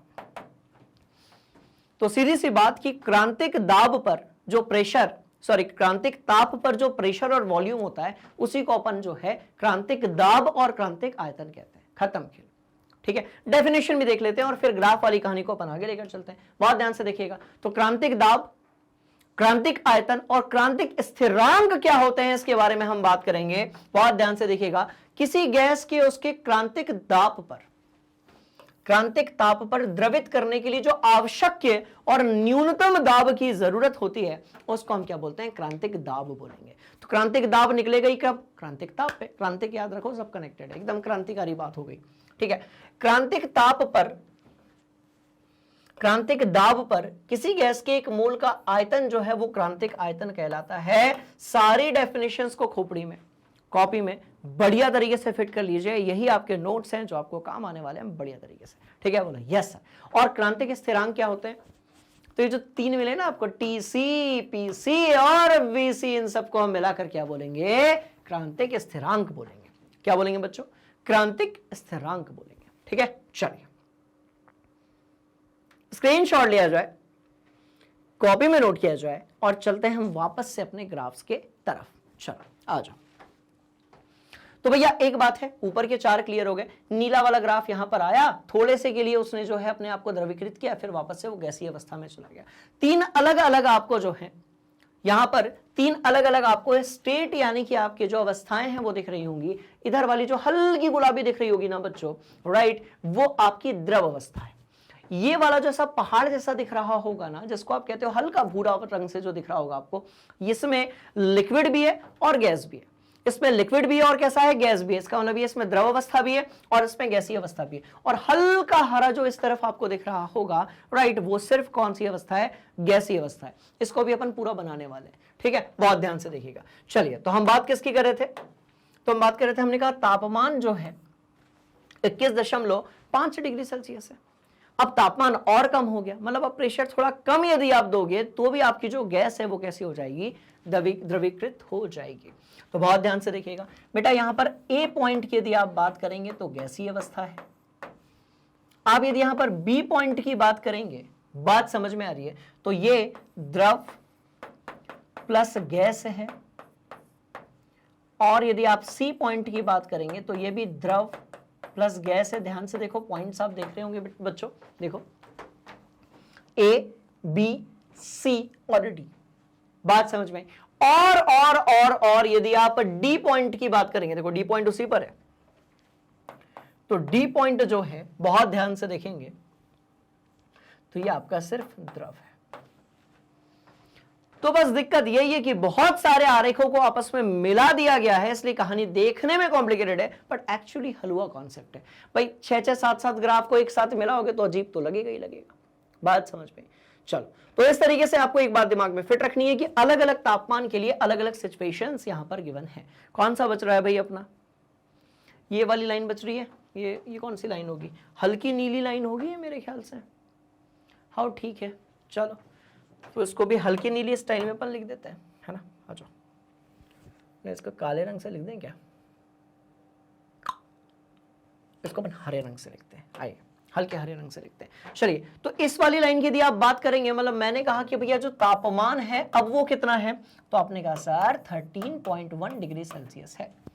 अब तापमान बहुत कम हो गया है, मतलब हम बड़े आसानी से बहुत कम दाब पर भी जो गैस है उसको क्या कर सकते हैं, द्रवीकृत कर सकते हैं। इसलिए आप बड़े ध्यान से देखना, आप यदि इन दोनों ग्राफ को, ठीक है, इन दोनों को यदि आप ध्यान से यदि देखेंगे तो आप पाएंगे कि sir sir sir sir sir रुको, कि आप पाएंगे कि सर यहां पर जो दाब है 60 है, यहां पर दाब है 50, बात समझ में आई। पर जब तापमान आपने कितना लिया, जब तापमान आपने लिया कितना कितना 21.5 डिग्री सेल्सियस, तो भैया 60 आपको जो बार है वो प्रेशर देना पड़ रहा था।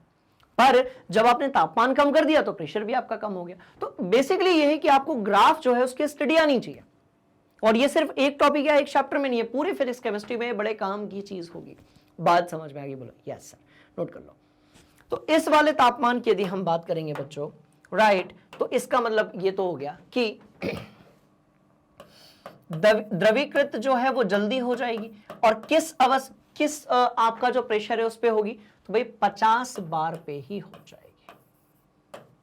50 बार पे ही जो है ये कैसी हो जाएगी, द्रवीकृत हो जाएगी। पर यदि आप इसके द्रव की बात करते हो सी पॉइंट डी पॉइंट पे, है ना, सी पॉइंट पर पहली बार द्रवीकृत हो रही है, यहां पर तो दोनों है वो, ठीक है, तो सी पॉइंट मतलब 60 बार, तो ये कैसी 60 बार पर होगी। तो बहुत ध्यान से देखिएगा, जैसे जैसे क्रांतिक ताप जो है वो कैसा होता है, कम होता जाता है, सॉरी, जैसे जैसे क्रांतिक ताप से नीचे तापमान होता जाता है, वैसे वैसे जो है भैया कम आप दाब लगाओगे तो भी गैस जो है वो द्रवीकृत हो सकती है। ठीक, बोलो यस सर, खत्म किया, नोट किया जाए,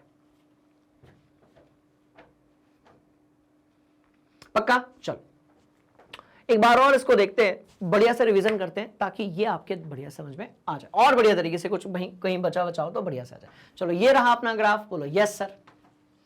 ये रहा अपना ग्राफ, बोलो yes sir, yes sir, yes sir, yes sir, yes sir.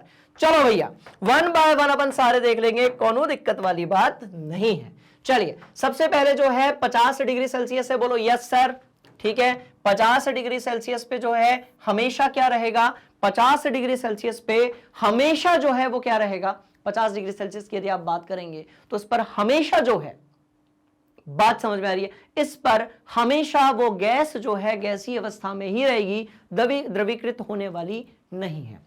अच्छा 31.1 पर 31.1 पर ये जो दिख रहा है, ये वाली लाइन आपको जो दिख रही होगी, इस पर भी जो गैस है भैया वो हमेशा कैसी रहेगी, द्रवीकृत नहीं हो सकती, मतलब गैसीय अवस्था में रहेगी। तो गैसीय अवस्था के लिए अपने को मिला पहला और दूसरा। अब यहां पर ग्राफ्स अपन ने कम कर दिए, पिछले वाले में 7 ग्राफ थे, यहां पर हमने सिर्फ 5 बनाए हुए हैं। देखो एक लाइन, दूसरी लाइन, तीसरी लाइन, चौथी लाइन और 5वीं लाइन, इनको सेपरेट भी बनाऊंगा अभी मैं। बात समझ में आ रही है? तो ध्यान से देखना कि 50 डिग्री सेल्सियस पे 31.1 डिग्री सेल्सियस पे आपकी जो गैस है, बात समझ में आ रही है, वो हमेशा गैसीय अवस्था में, चाहे आप तापमान कितना भी, तापमान तो सेम है, आप दाब कितना भी बढ़ा दें। पर यदि आप 30.98 डिग्री सेल्सियस की बात करते हैं तो इस पर पहली बार इस पर्टिकुलर पॉइंट पर आपको जो गैस है वो कैसी मिली, द्रवीकृत होते हुए मिली, है ना। तो एक बार इस ग्राफ को अपने कॉपी में ड्रॉ कीजिए। पांचों ग्राफ्स में कवि क्या कहना चाहता है एक बार अपने शब्दों में लिखो ताकि कहानी और बढ़िया से क्लियर हो जाए। उसके बाद मैं 1 बाय 1 फिर सबको लिखूंगा, अपन रिवाइज करेंगे, आगे बढ़ेंगे। एक बार अपने से ट्राई कीजिए। अब आपने जो भी लिखा है आपको क्या करना है, क्रॉस चेक करना है। सबसे पहले हम उठाते हैं वो 2 तापमान, कौन से वाले, ए पॉइंट पर हम उठाते हैं तापमान कौन से, तो भैया एक 50 डिग्री सेल्सियस उठाते हैं और एक उठाते हैं उसके नीचे वाला 31.1 डिग्री सेल्सियस। चलो ये 2 तापमान हमने उठा लिए, इस पर आप प्रेशर कितना भी बढ़ा दीजिए, गैस आपकी जो है वो तरल होने वाली नहीं है, मतलब ये गैसीय अवस्था ही होगी, ये जो है गैसीय अवस्था ही होगी। चलो सिंपल सी कहानी है, गैसीय अवस्था होगी क्योंकि यहां पर अपने को क्रांतिक ताप जो है वो नहीं मिला है। पर अब हम चलते हैं दूसरी वाली सिचुएशन की तरफ, बहुत ध्यान से सभी बच्चे देखेंगे बेटा, ठीक है। दूसरी सिचुएशन जो है उसमें हमने क्या किया, तो भाई हमने कहा कि तापमान जो है अब वो कितना है, 30.98 डिग्री सेल्सियस है। चलो तो अब हमने कहा कि जो तापमान है वो है 30.98 डिग्री सेल्सियस। हम बात किसकी कर रहे हैं, तो कार्बन डाइऑक्साइड गैस की बात कर रहे हैं। हमने कहा CO2 के लिए अलग अलग तापमान पर PV आरेख, रुको, PV आरेख,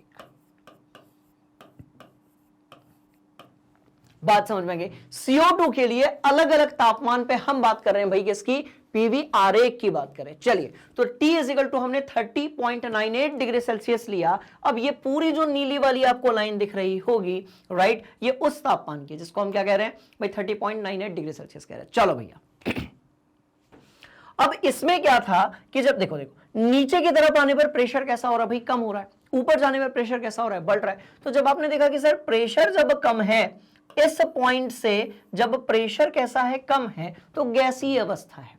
पर जैसे ही आपने कहा कि 73 इकाई प्रेशर है, ठीक है, जैसे ही दाब जो है वो कितना हुआ, बहुत ध्यान से देखिएगा, दाब जो है वो 73 इकाई हो गया बार के रूप में। बात समझ में आई? तब आपकी जो गैस है वो पहली बार जो है किस अवस्था में आई, द्रव अवस्था में आई। मतलब इससे यदि कम प्रेशर आप करोगे, सॉरी इससे ज्यादा यदि आप प्रेशर करोगे तो जो गैस है वो तो द्रव अवस्था में ही रहेगी, इससे कम करोगे तो फिर से वो गैसीय अवस्था में आ जाएगी। तो कुल मिलाकर द्रव अवस्था और गैसीय अवस्था के बीच में यहां पर क्या चल रहा है, तो भैया पूरा खेल चल रहा है जो डिपेंड किस पर कर रहा है, टेम्परेचर यानी कि तापमान पे। तो गैस जो है वो पहली बार किस पर आई, तो आपने कहा सर द्रव अवस्था में आ गई, खेल खत्म। बात समझ में आ गई? चलिए तो ऐसे तापमान को अब जो T रहेगा that will turn into what, TC, और इसको हम क्या बोलेंगे, क्रांतिक ताप बोलेंगे। एक ऐसा ताप जिस पर गैस जो है पहली बार संपीड़ित करने पर द्रवीय अवस्था में आती है, और जिस तापमान को देखो आपने कहा सर ये वाला तापमान, इस समय पर जो भी आपका प्रेशर होगा जिस पर गैस आपकी क्या आई है भाई, द्रव अवस्था में आई है, उसी को आप कहोगे क्रांतिक दाब, और उस समय पर जो भी आयतन होगा उसको आप क्या कहोगे, क्रांतिक आयतन। ठीक है, तो क्रांतिक दाब भी क्लियर हो गया। ये बड़े अपन बढ़िया तरीके से यहां पर बना लेते हैं। चलो ये लाल कलर से बना दिए। तो ये जो ताप होगा, दाब होगा, ये क्रांतिक, ठीक है, ये जो टेम्परेचर होगा, है ना, यहां पर मिल रहा है, ये जो टेम्परेचर होगा ये क्रांतिक ताप हो गया, और ये जो आयतन होगा इसको आप क्या बोलेंगे, तो भाई ये हो जाएगा आपका क्रांतिक आयतन। ठीक है, खत्म खेल। तो लाल वाले जो पॉइंट्स हैं वो किसको रिप्रेजेंट कर रहे हैं, बहुत ध्यान से देखिएगा। तो भैया ये रिप्रेजेंट कर रहे हैं क्रांतिक को। चलो क्रांतिक क्रांतिक क्रांतिक, ठीक है, खत्म खेल। अब और आगे बढ़ते हैं। अब हमने कहा चलो गैस अब आपकी लिक्विड मिल सकती है, अब टेम्परेचर को और कम करते हैं। चलो तीसरी सिचुएशन हमने ले ली। तीसरी सिचुएशन हमारी ये वाली है, आइए। तीसरी जो कंडीशन है, अब आपका तापमान कितना लिया गया है, तो भाई तापमान लिया गया है आपका 21.5 डिग्री सेल्सियस। चलो 21.5 डिग्री सेल्सियस, मतलब यदि दाब कम होगा तो भी काम चल जाएगा, बोलो यस सर। तो अब यहां पर जो प्रेशर है, राइट, वो कितना ले लिया आपने, जो भी आपका P2 था, जिसको भी अपन ने कितना लिया था अपने पास है ऑलरेडी, P2 आपका 60 था, है ना, उसके नीचे वाले 50 था। तो प्रेशर अब आपका देखो 60 बार जब पहुंचा, बात समझ में आई, प्रेशर को यदि आपने 60 बार पहुंचाया तो भी गैस जो है कैसी हो गई भाई, आपकी द्रवीकृत हो गई। जब टेम्परेचर ज्यादा था तो 73 डिग्री सेल्सियस पे द्रवीकृत हो रही थी, अब जो है इस पर ही क्या हो गई, गैस द्रवीकृत हो गई। बात समझ में आई? बोलो यस सर। कुछ इसी तरीके से इसमें यदि हम अलग अलग पॉइंट्स के बारे में बात करेंगे, जिसमें ए पॉइंट आपको दिख रहा होगा, बी पॉइंट आपको दिख रहा होगा, सी पॉइंट आपको दिख रहा होगा, और डी पॉइंट आपको दिख रहा होगा। बात समझ में आई? तो इसके लिए हम ऑलरेडी सिचुएशंस लिख चुके हैं, बहुत ध्यान से देखिएगा बेटा। ए पॉइंट जो है उस पर तो गैस रहेगी, बी और सी पर द्रव और गैस दोनों अवस्था में रहेगी, डी पॉइंट पर जो है द्रव अवस्था में ही आपकी जो गैस है वो पाई जाएगी। तो ये बड़ा इंपॉर्टेंट इंफॉर्मेशन है, नोट किया जाए। पक्का? Yes sir. बढ़ते हैं आगे, आइए। इसी तरीके से जब आप बात करते हो भाई किसके बारे में, चौथे वाले के बारे में। चौथा जो है आपका हल्के ग्रीन से, तो अपन वैसे लिख देते हैं ताकि आपको जल्दी समझ में आ जाए, है ना। फोर्थ वाला, तो यहां पर अब यदि आप तापमान देखेंगे, है ना, तो ये कितना है 13.1 डिग्री सेल्सियस। चलो भाई तापमान और कम कर दिया, मतलब अब कम प्रेशर पे भी गैस जो है वो संपीड़ित हो जाएगी और अणु पास पास में आकर द्रवीकृत हो जाएंगे।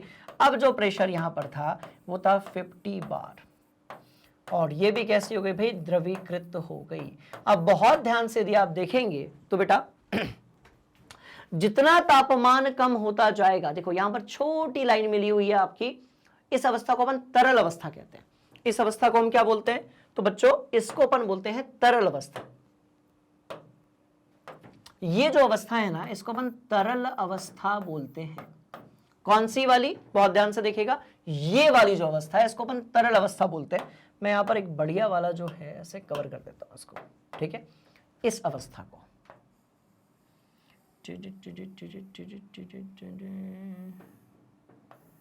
B point, B point, B point, B point, B point, ये जो आप अवस्था देख रहे हैं इसको अपन तरल बोलते हैं। अब आप बोलेंगे सर तरल का मतलब क्या हुआ? तो देखो, इसमें जो है गैस के भी कण होंगे और द्रव के भी कण होंगे। जैसे भाप होती है भाई, भाप जो होती है उसमें क्या होता है? गैस के भी कण होते हैं, द्रव के भी कण होते हैं, सिंपल सी कहानी है। तो ये तरल अवस्था होती है। तो तरल अवस्था को भी हम जो है डिफाइन अभी कर लेते हैं, आइएगा। तरल अवस्था, ठीक है। तो ये जो ग्रीन कलर के अंदर जितनी भी दी हुई है, ये कैसी आपकी अवस्था होगी भाई? तरल अवस्था होगी। इधर वाली ये जो नीली लाइन से इस तरफ जो दी हुई है, इस अवस्था को हम क्या बोलेंगे भाई? द्रव अवस्था बोलेंगे। उस तरफ वाली जो अवस्था है वो कैसी होगी? गैसीय अवस्था होगी। एक सेपरेट ग्राफ भी बना लेंगे तो और सिंपल हो जाएगा, ठीक है। चलो,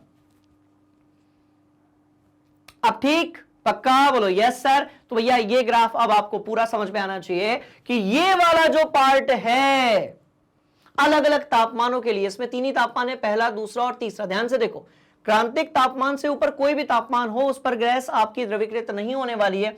एक तापमान, दूसरा, तीसरा, तीन तापमान यहां दिए हुए हैं। इधर वाला जो भाग है इसमें किसी भी प्रेशर पे, देखो प्रेशर बहुत ज्यादा हो या कम हो, गैस जो है आपकी द्रवीकृत अवस्था में ही पाई जाएगी।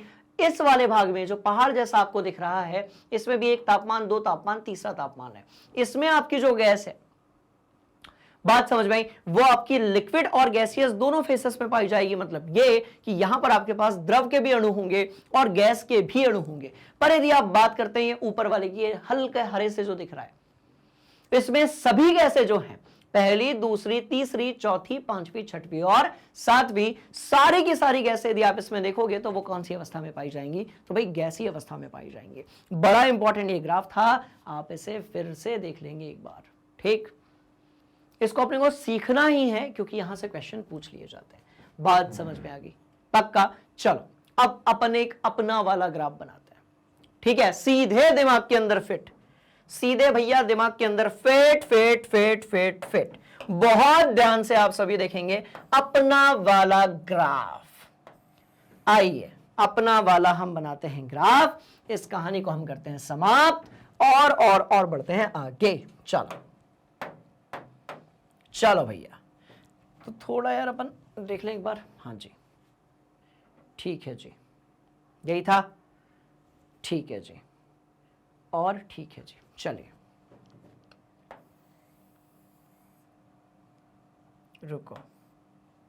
रुको जरा, मजे लेते हैं। ये बात समझ में आ गई? तो जितना आपको यहां पर जो है पिंक कलर से दिख रहा है, ये जो है इसमें गैस और द्रव जो है वो दोनों होगा बच्चों। इसमें गैस और द्रवीकृत अवस्था जो है वो दोनों पाई जाएगी, इसलिए इसको अपन पूरा क्या कर देते हैं? तो भैया कवर कर देते हैं। चलो, खेल ही खत्म हो गया। ये लो, अब इसके अंदर ना मैं अलग अलग चीजें बनाने वाला हूं, बहुत ध्यान से आप सभी देखेंगे। ये लो, ये लो, ये हो गया। बोलो यस सर। इसको अपन ऐसे कर देते हैं और एक जो है एरो यहां से ऐसा तीर मार देते हैं ताकि खेल बिल्कुल बढ़िया से समझ में आ जाए, ठीक। पक्का बोलिए yes sir, yes sir, yes sir, yes sir, yes sir. और भैया यहां से जो है, ठीक है, देखो ऐसा, तो ये वाला जो भाग होगा ना, इधर वाला भाग, इसको भी मैं एक रंग से जो है कवर कर देता हूं। ध्यान से देखना, बहुत इंटरेस्टिंग।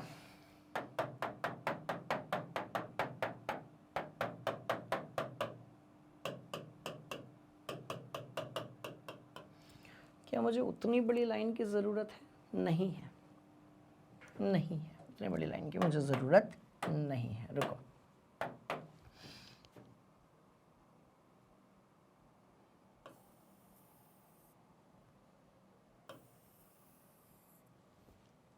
ये ठीक है।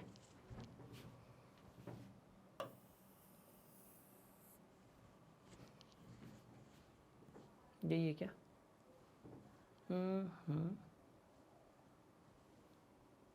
ठीक है, ठीक है, थोड़ा और बनाते हैं इसको बढ़िया से अपन। ये बहुत बढ़िया बन गया, मजेदार। चलो आ जाओ, यही था ना, आ जाओ, ये लो ये लो ये लो ये लो ये लो ये लो, ठीक है। बहुत ध्यान से देखना बच्चों, अभी पूरा आपके दिमाग के अंदर फिट होगा, सारे ग्राफ्स में आपके दिमाग के अंदर फिट करने वाला हूं, ठीक है। 5 अलग अलग अपन ग्राफ लेने वाले हैं। एक तो आपको दिख गया होगा, बोलो यस सर, ठीक है। हल्के येलो के यहाँ पर आपको डॉट्स दिख रहे होंगे, बोलो यस सर। हल्के येलो के आपको यहाँ पर जो है वो क्या दिख रहे होंगे, तो भाई डॉट्स दिख रहे होंगे, ये द्रव अवस्था को बता रहा है, ठीक। चलिए साथ साथ में नोट करेंगे भैया, ये प्रेशर है आपका, ये आपका क्या है, तो भाई ये प्रेशर है जिसे आप लोग दाब कह रहे हो, ये आपका V है जिसे आप आयतन कह रहे हो। चलो बहुत शानदार चीज, ठीक है। चलिए ये जो पॉइंट है इस पर अपन गोला लगा देते हैं, बढ़िया वाला। ये जो पॉइंट है यहां पर हम एक बढ़िया वाला जो है गोला लगा देते हैं। अब जब आपने गोला लगा ही दिया है तो हम यहां पर कुछ एक लाइन खींच देते हैं। चलो चलो चलो चलो चलो चलो चलो चलो चलो, कैसे समझ में नहीं आएगा, बहुत ध्यान से देखना, खेल खत्म, राइट। तो ये जिस भी तापमान पर गैस जो होगी पहली बार द्रवीकृत होगी, उस तापमान को हम क्या बोलेंगे, राइट, उस तापमान को हम क्रांतिक तापमान बोलेंगे। टीसी से हम रिप्रेजेंट करेंगे, और क्रांतिक तापमान अपना कितना है, तो रुको, किधर गया भाई, आ जाओ, 30.98 डिग्री सेल्सियस। तो यहां पर मैंने लिख दिया 30.98 डिग्री सेल्सियस। बोलो यस सर, बात समझ में आई। और ये वाला जो भाग है इसको आप क्या बोलोगे, तो भैया ये तरल अवस्था होगी, इसको अपन द्रव नहीं कहेंगे, इसको अपन क्या बोलेंगे, तरल बोलेंगे। तरल का मतलब जो अपने आप फ्लो कर जाते हैं उसको अपन क्या बोलते हैं, तरल अवस्था, यानी कि फ्लूइड्स। तरल क्या होता है, तो भाई फ्लूइड्स होता है, इसमें दोनों चीजें पाई जाती हैं, मतलब इसमें द्रव भी होगा प्लस जो है, ठीक है, और क्या गैसीय अवस्था भी होगी। द्रव के साथ साथ ये जो है गैसीय अवस्था भी होगी, बहुत ध्यान से देखेंगे, ये द्रव के साथ गैसीय अवस्था भी होगी, इसको अपन तरल अवस्था बोलेंगे। यार वहां पर मुझे और 2 ग्राफ्स बनाने पड़ेंगे, पर चलो मैं एक काम करता हूं, सिर्फ तरल लिख देता हूं, उतने में काम चल जाएगा, ठीक है। चलिए बात समझ में आ गई। अब भैया टीसी के समय पर जो भी प्रेशर रहेगा उसको हम बोलेंगे पीसी, यानी कि क्रांतिक दाब। इसको हम बोलेंगे, थोड़ा इसको हटा, ओहो थोड़ा इसको अपन हटाते हैं, रुको रुको रुको, हाँ ठीक है। और इस वाले पार्ट को अपन वीसी बोलेंगे, और ये यहां पर अपना चल रहा है आयतन, खत्म खेल, बात समझ में आ गई। और उधर वाला जो भाग होगा उसको हम क्या बोलेंगे, तो भैया ये हो जाएगा हमारा हमारा हमारा, बहुत ध्यान से आप सभी देखेंगे तो बच्चों ये हो जाएगा हमारा गैसीय अवस्था। ये ग्रीन कलर से आपको जो दिख रही होगी ये जो है ये गैसीय अवस्था है, बस खत्म खेल, ठीक है।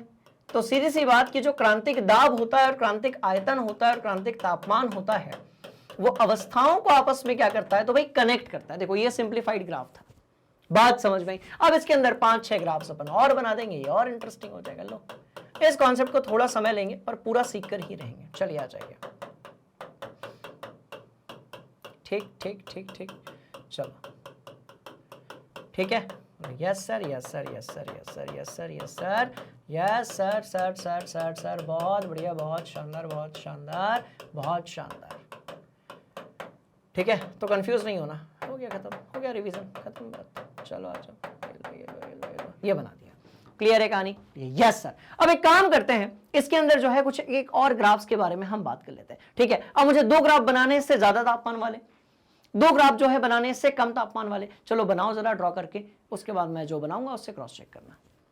चलिए भैया, तो कुछ तापमान हम ज्यादा लेते हैं टीसी से, कुछ तापमान जो है हम कम लेते हैं, आपने ऑलरेडी ले लिया होगा। और मैं एक काम करता हूं, मैं इसको थोड़ा सा और डार्कन कर देता हूं ताकि आपको और बढ़िया तरीके से सही समझ में आ जाए। चलो चलो चलो आ जाओ आ जाओ आ जाओ, ठीक है। चलो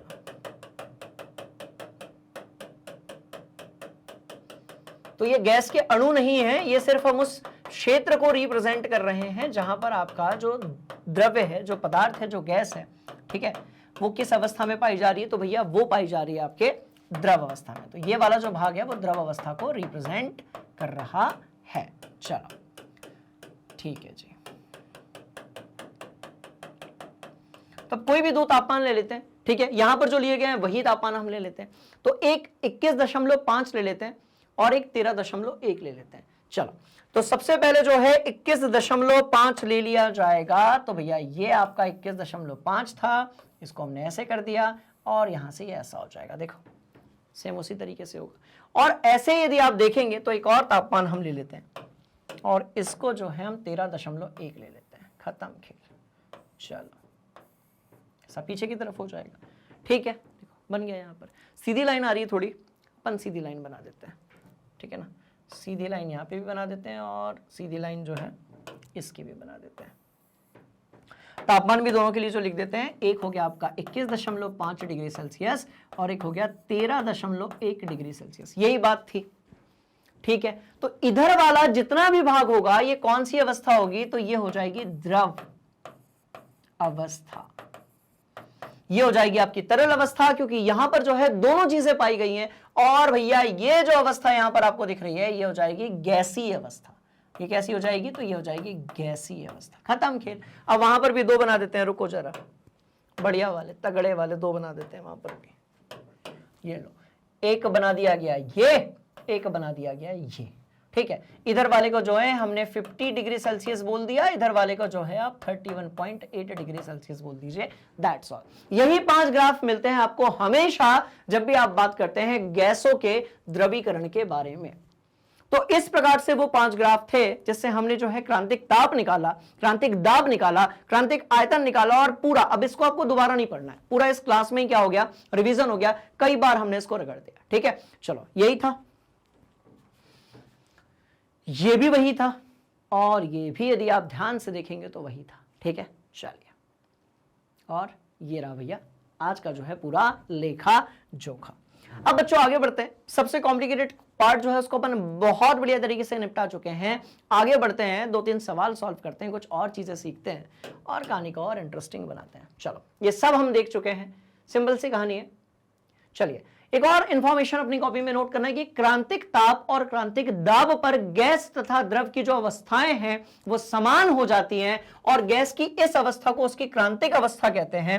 और ये जो क्रांतिक अवस्था है, आप इसको, ये जो भी क्रांतिक अवस्था है, आप इसे और क्या कह सकते हो, तो भैया ये तरल अवस्था होती है, जिसे आप फ्लूइड कहते हो। ये तरल अवस्था होती है जिसे आप लिक्विड स्टेट और गैसियस स्टेट का मिक्सचर कहते हो। ये जो है फ्लूइड यानी कि तरल अवस्था है, इसमें गैस भी होगी और इसमें जो है द्रव भी होगा, ठीक है। नोट कर लो, डायग्राम तो बना लिया, दोबारा बनाने की जरूरत नहीं है।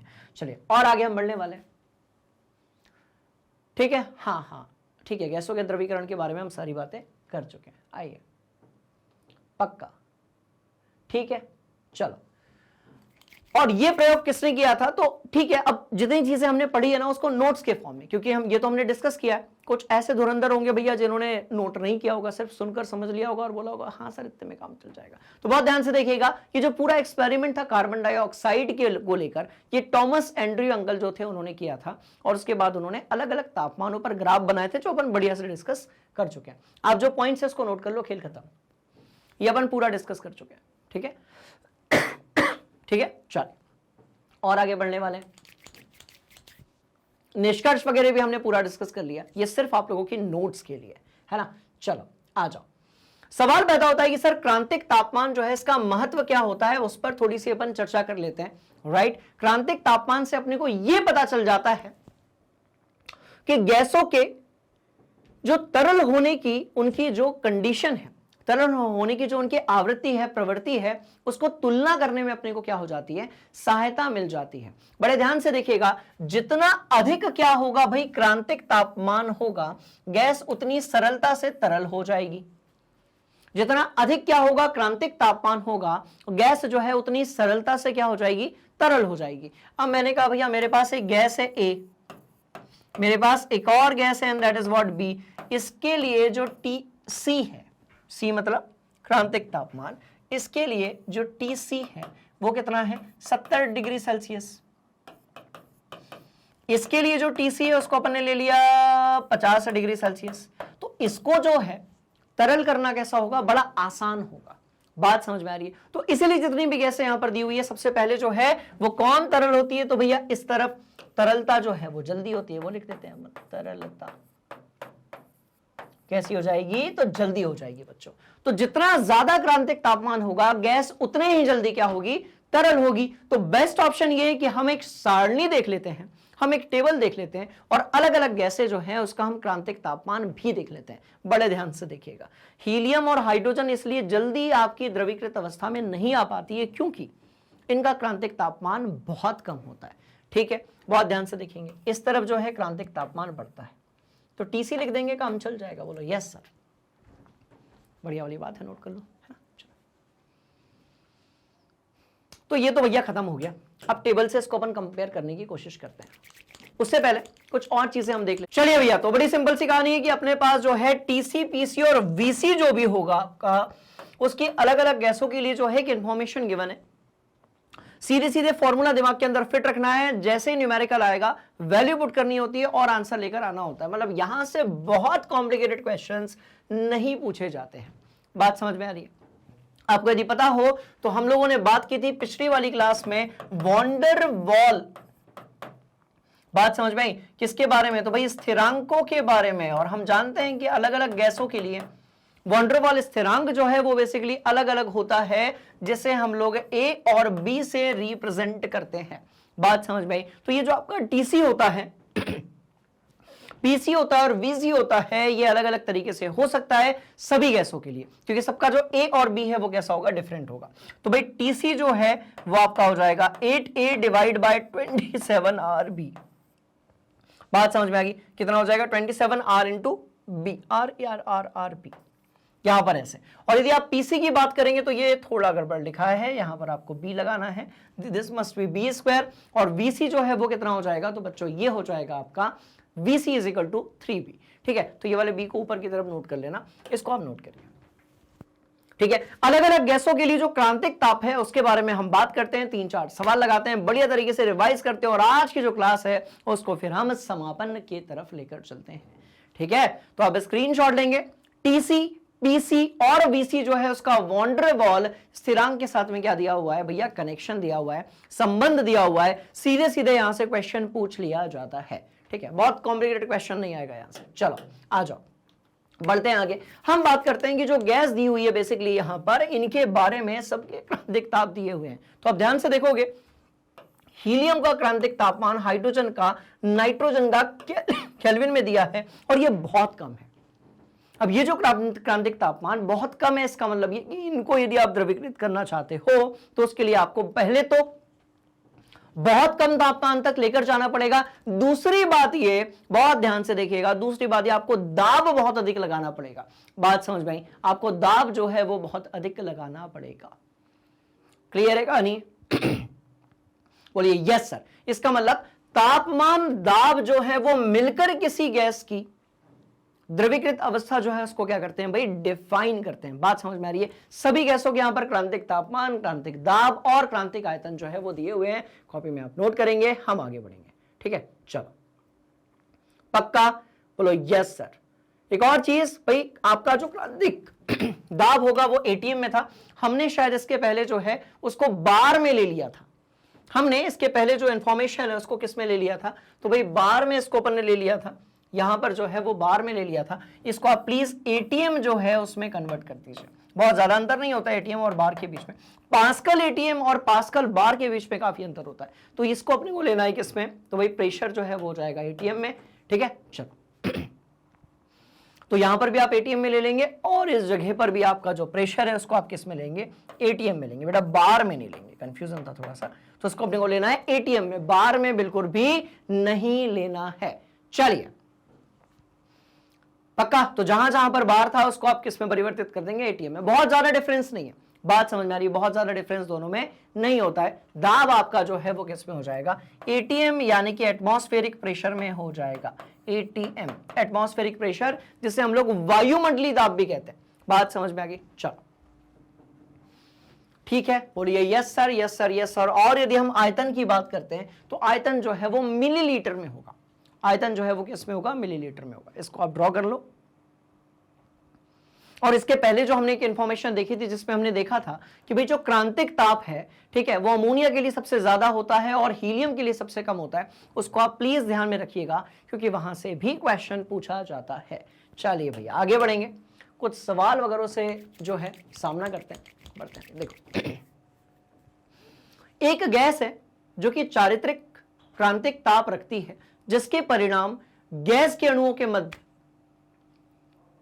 अणुतात्मक जो बल होता है उस पर निर्भर करता है। अमोनिया तथा कार्बन डाइऑक्साइड के क्रांतिक ताप जो है वो यहां पर दिए हुए हैं। अमोनिया यदि है तो उसको अपन NH3 से रिप्रेजेंट करेंगे, उसका जो क्रांतिक ताप है वो कितना होगा, तो भैया 405.5 केल्विन होगा। आप यदि कार्बन डाइऑक्साइड की बात करेंगे, CO2 की यदि आप बात करेंगे तो ये 304.10 के आसपास है। चलो दोनों के लिए जो है क्रांतिक ताप यानी कि क्रिटिकल टेम्परेचर यहां पर गिवन है। यदि ताप को 500 डिग्री सेल्सियस से समतापी ताप तक कम किया जाए, समतापी ताप का मतलब जहां पर तापमान कैसा रहेगा, एक वो ग्राफ बना रहेगा, समतापी का मतलब टेम्परेचर कांस्टेंट रहेगा, ठीक है। चलो 500 केल्विन से यदि समतापी ताप तक कम किया जाए तो कौन सी गैस जो है वो पहले द्रवीकृत होगी? सीधी सी बात, जिसका क्रांतिक तापमान कैसा होगा, ज्यादा होगा, वो गैस जल्दी द्रवीकृत होगी। मतलब कि भाई अमोनिया जो है वो कैसा होगा, आंसर होगा। बात समझ में? अब इसको लिखोगे कैसे, वो भी बड़ी इंटरेस्टिंग कहानी है कि अमोनिया का द्रवीकरण पहले होगा क्योंकि इसका क्रांतिक ताप पहले प्राप्त हो जाएगा। कार्बन डाइऑक्साइड के द्रवीकरण के लिए और अधिक आपको ठंडा करना पड़ेगा, यानी कि शीतलन करना पड़ेगा, ठीक है। आप डिग्री सेल्सियस में भी निकाल सकते हो दोनों का तापमान, बड़ा सिंपल है। 273 को आप क्या कर देंगे भाई, माइनस कर देंगे, ठीक है, नोट किया जाए। पक्का बोलो yes sir, yes sir, yes sir, yes sir, yes sir. थोड़ा और आगे हम बढ़ने वाले हैं, एक और हम न्यूमेरिकल करेंगे कि वंडरवॉल स्थिरांक दिए हुए हैं, ठीक है। ए और बी की वैल्यू जो है वो आपको दी हुई है। ए जो है बच्चों वो कितना दिया गया है, तो 1.32 और बी जो है वो दिया हुआ, मैं इकाई नहीं लिख रहा हूं अभी इसको आसान बनाने के लिए, और बी जो है वो आपका दिया हुआ है 0.0312। बात समझ में आ गई? तो भाई ए भी दिया है, बी भी यहां पर दिया हुआ है, और अपने को जो है ऑक्सीजन के लिए क्रांतिक ताप निकालना है। तो सीधी सी बात, क्रांतिक ताप का जो फॉर्मूला है वो भैया ये रहा, 8A डिवाइड बाय 27 RB। अलग अलग गैसों के लिए जो ए और बी होता है, जैसे हम लोग वंडरवॉल कांस्टेंट्स या फिर वंडरवॉल स्थिरांक कहते हैं। बात समझ में आई? वो अलग अलग गैसों के लिए जो है उसकी वैल्यू कैसी होती है भाई, अलग अलग होती है। देखो ए का मान दिया, बी का मान दिया, ठीक है। चलिए, तो TC इज इक्वल टू क्या हो जाएगा आपका, 8A डिवाइड बाय 27 RB।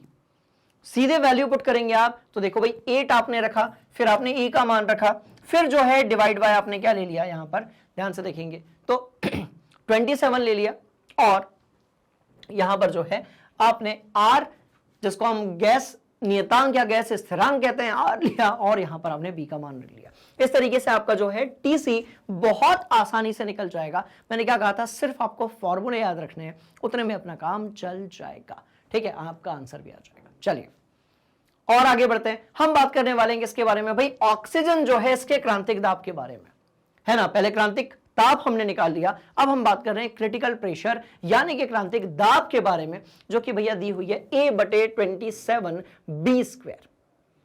कितना दिया है, तो भैया A/27B² यहां पर दिया हुआ है। पहले भी तो इसकी वैल्यू इतनी थी ना, 27B²। हाँ, इसको अपन ने करेक्ट कर दिया था ऑलरेडी, है ना। चलो बात समझ में आ गई, तो यहां से आपकी वैल्यू आ जाएगी। तो क्रांतिक ताप क्या निकल कर आया, 152.69 केल्विन, और क्रांतिक दाब निकल कर आया 50.22 बार। क्या निकल कर आया, तो भाई बार निकल कर आया, ठीक है। चल कहीं पर बार है, कहीं पर, अच्छा आर का मान क्योंकि हम बार में ले रहे हैं इसलिए हम जो है यहां पर बार के टर्म्स में लेंगे, ठीक है। पक्का बोलो यस सर। हम एक और इंटरेस्टिंग क्वेश्चन करेंगे, है ना, बहुत ध्यान से देखिएगा भाई। किसी गैस के लिए वंडरवॉल जो आपका स्थिरांक ए है उसका मान दिया हुआ है 4.1, ठीक है, और बी का मान दिया है 0.035। ए का मान हमेशा ज्यादा होगा as compare to what B का मान, यदि हम दोनों के मैग्नीट्यूड्स की बात करें, राइट। तो अब यहां पर जो क्रांतिक ताप है उसको आपको निकालना है भाई, सीधी सी बात है, 8A डिवाइड बाय 27 RB से आप TC निकाल लोगे, और जो है A डिवाइड बाय 27B² से आप PC निकाल लोगे। TC क्या है, तो क्रांतिक दाब है। PC क्या है, तो भाई सीधी सी बात है, क्रांतिक दाब है आपका। पक्का। और इस तरीके से जो है आपको सिर्फ यहां पर वैल्यूज पुट करनी है, सारी इंफॉर्मेशन गिवन है, आपका जो आंसर है वो आ जाएगा। नीचे वाले का आंसर ऑलरेडी गिवन है, ऊपर वाले का जो आंसर है उसको आप कैलकुलेट कर लीजिएगा कैलकुलेटर से। और सुनो दूसरी बात, इस प्रकार के जो भी क्वेश्चन आएंगे उसमें बहुत कॉम्प्लिकेटेड नहीं आएगा, मैं फिर से आप लोगों को इन्फॉर्म कर रहा हूं, सीधे सीधे वैल्यूज पुट करनी होगी और इनके जो आंसर्स हैं वो पूछ लिए जाते हैं या निकाल लिए जाएंगे। ठीक है, चलिए नोट कर लीजिए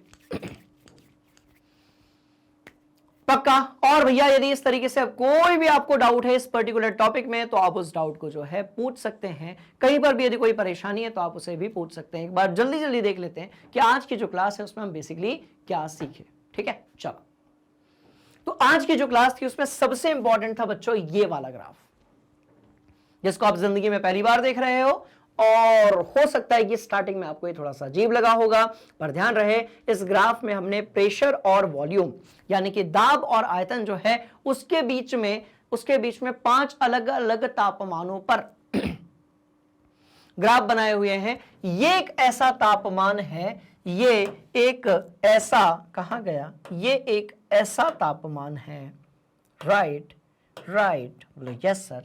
ये भैया एक ऐसा तापमान है जिस पर, ये एक ऐसा तापमान है जिस पर, बहुत ध्यान से देखेंगे, ये एक ऐसा तापमान है जिस पर जो गैस थी वो पहली बार क्या हुई थी, कार्बन डाइऑक्साइड गैस के बारे में हम बात करेंगे।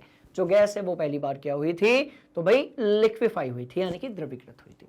ठीक है, तो ये सभी ग्राफ जो हैं बच्चों वो एक ही हैं, एक बार आप फिर से देख लीजिए, बड़ी शानदार सी ये कहानी है। और इसके बाद हम पढ़ने वाले हैं क्या, कुछ और इंपॉर्टेंट टॉपिक्स, वो हम अगली क्लास में पढ़ेंगे, राइट। और उसके लिए आपको क्या करना पड़ेगा, तो भैया बड़ी इंटरेस्टिंग कहानी, आपको जाना पड़ेगा गूगल पे या फिर किसी भी सर्च इंजन पे और सर्च करना पड़ेगा मैग्नेट ब्रेन्स। जैसे यूट्यूब से आप देख रहे हैं वो तो आप देख ही सकते हैं, साथ साथ में आप हमारी वेबसाइट और ऐप से भी देख सकते हो। तो आपको सर्च करना पड़ेगा मैग्नेट ब्रेन्स।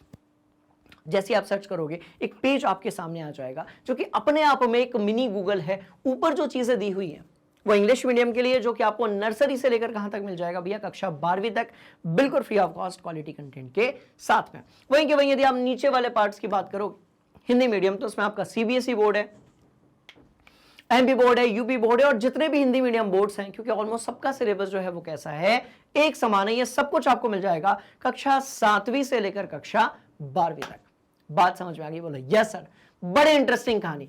चलिए भैया, और साथ साथ में आपको जो है बुक्स और ई बुक्स भी अवेलेबल है, जिसकी जो लिंक है वो नीचे डिस्क्रिप्शन में गिवन है।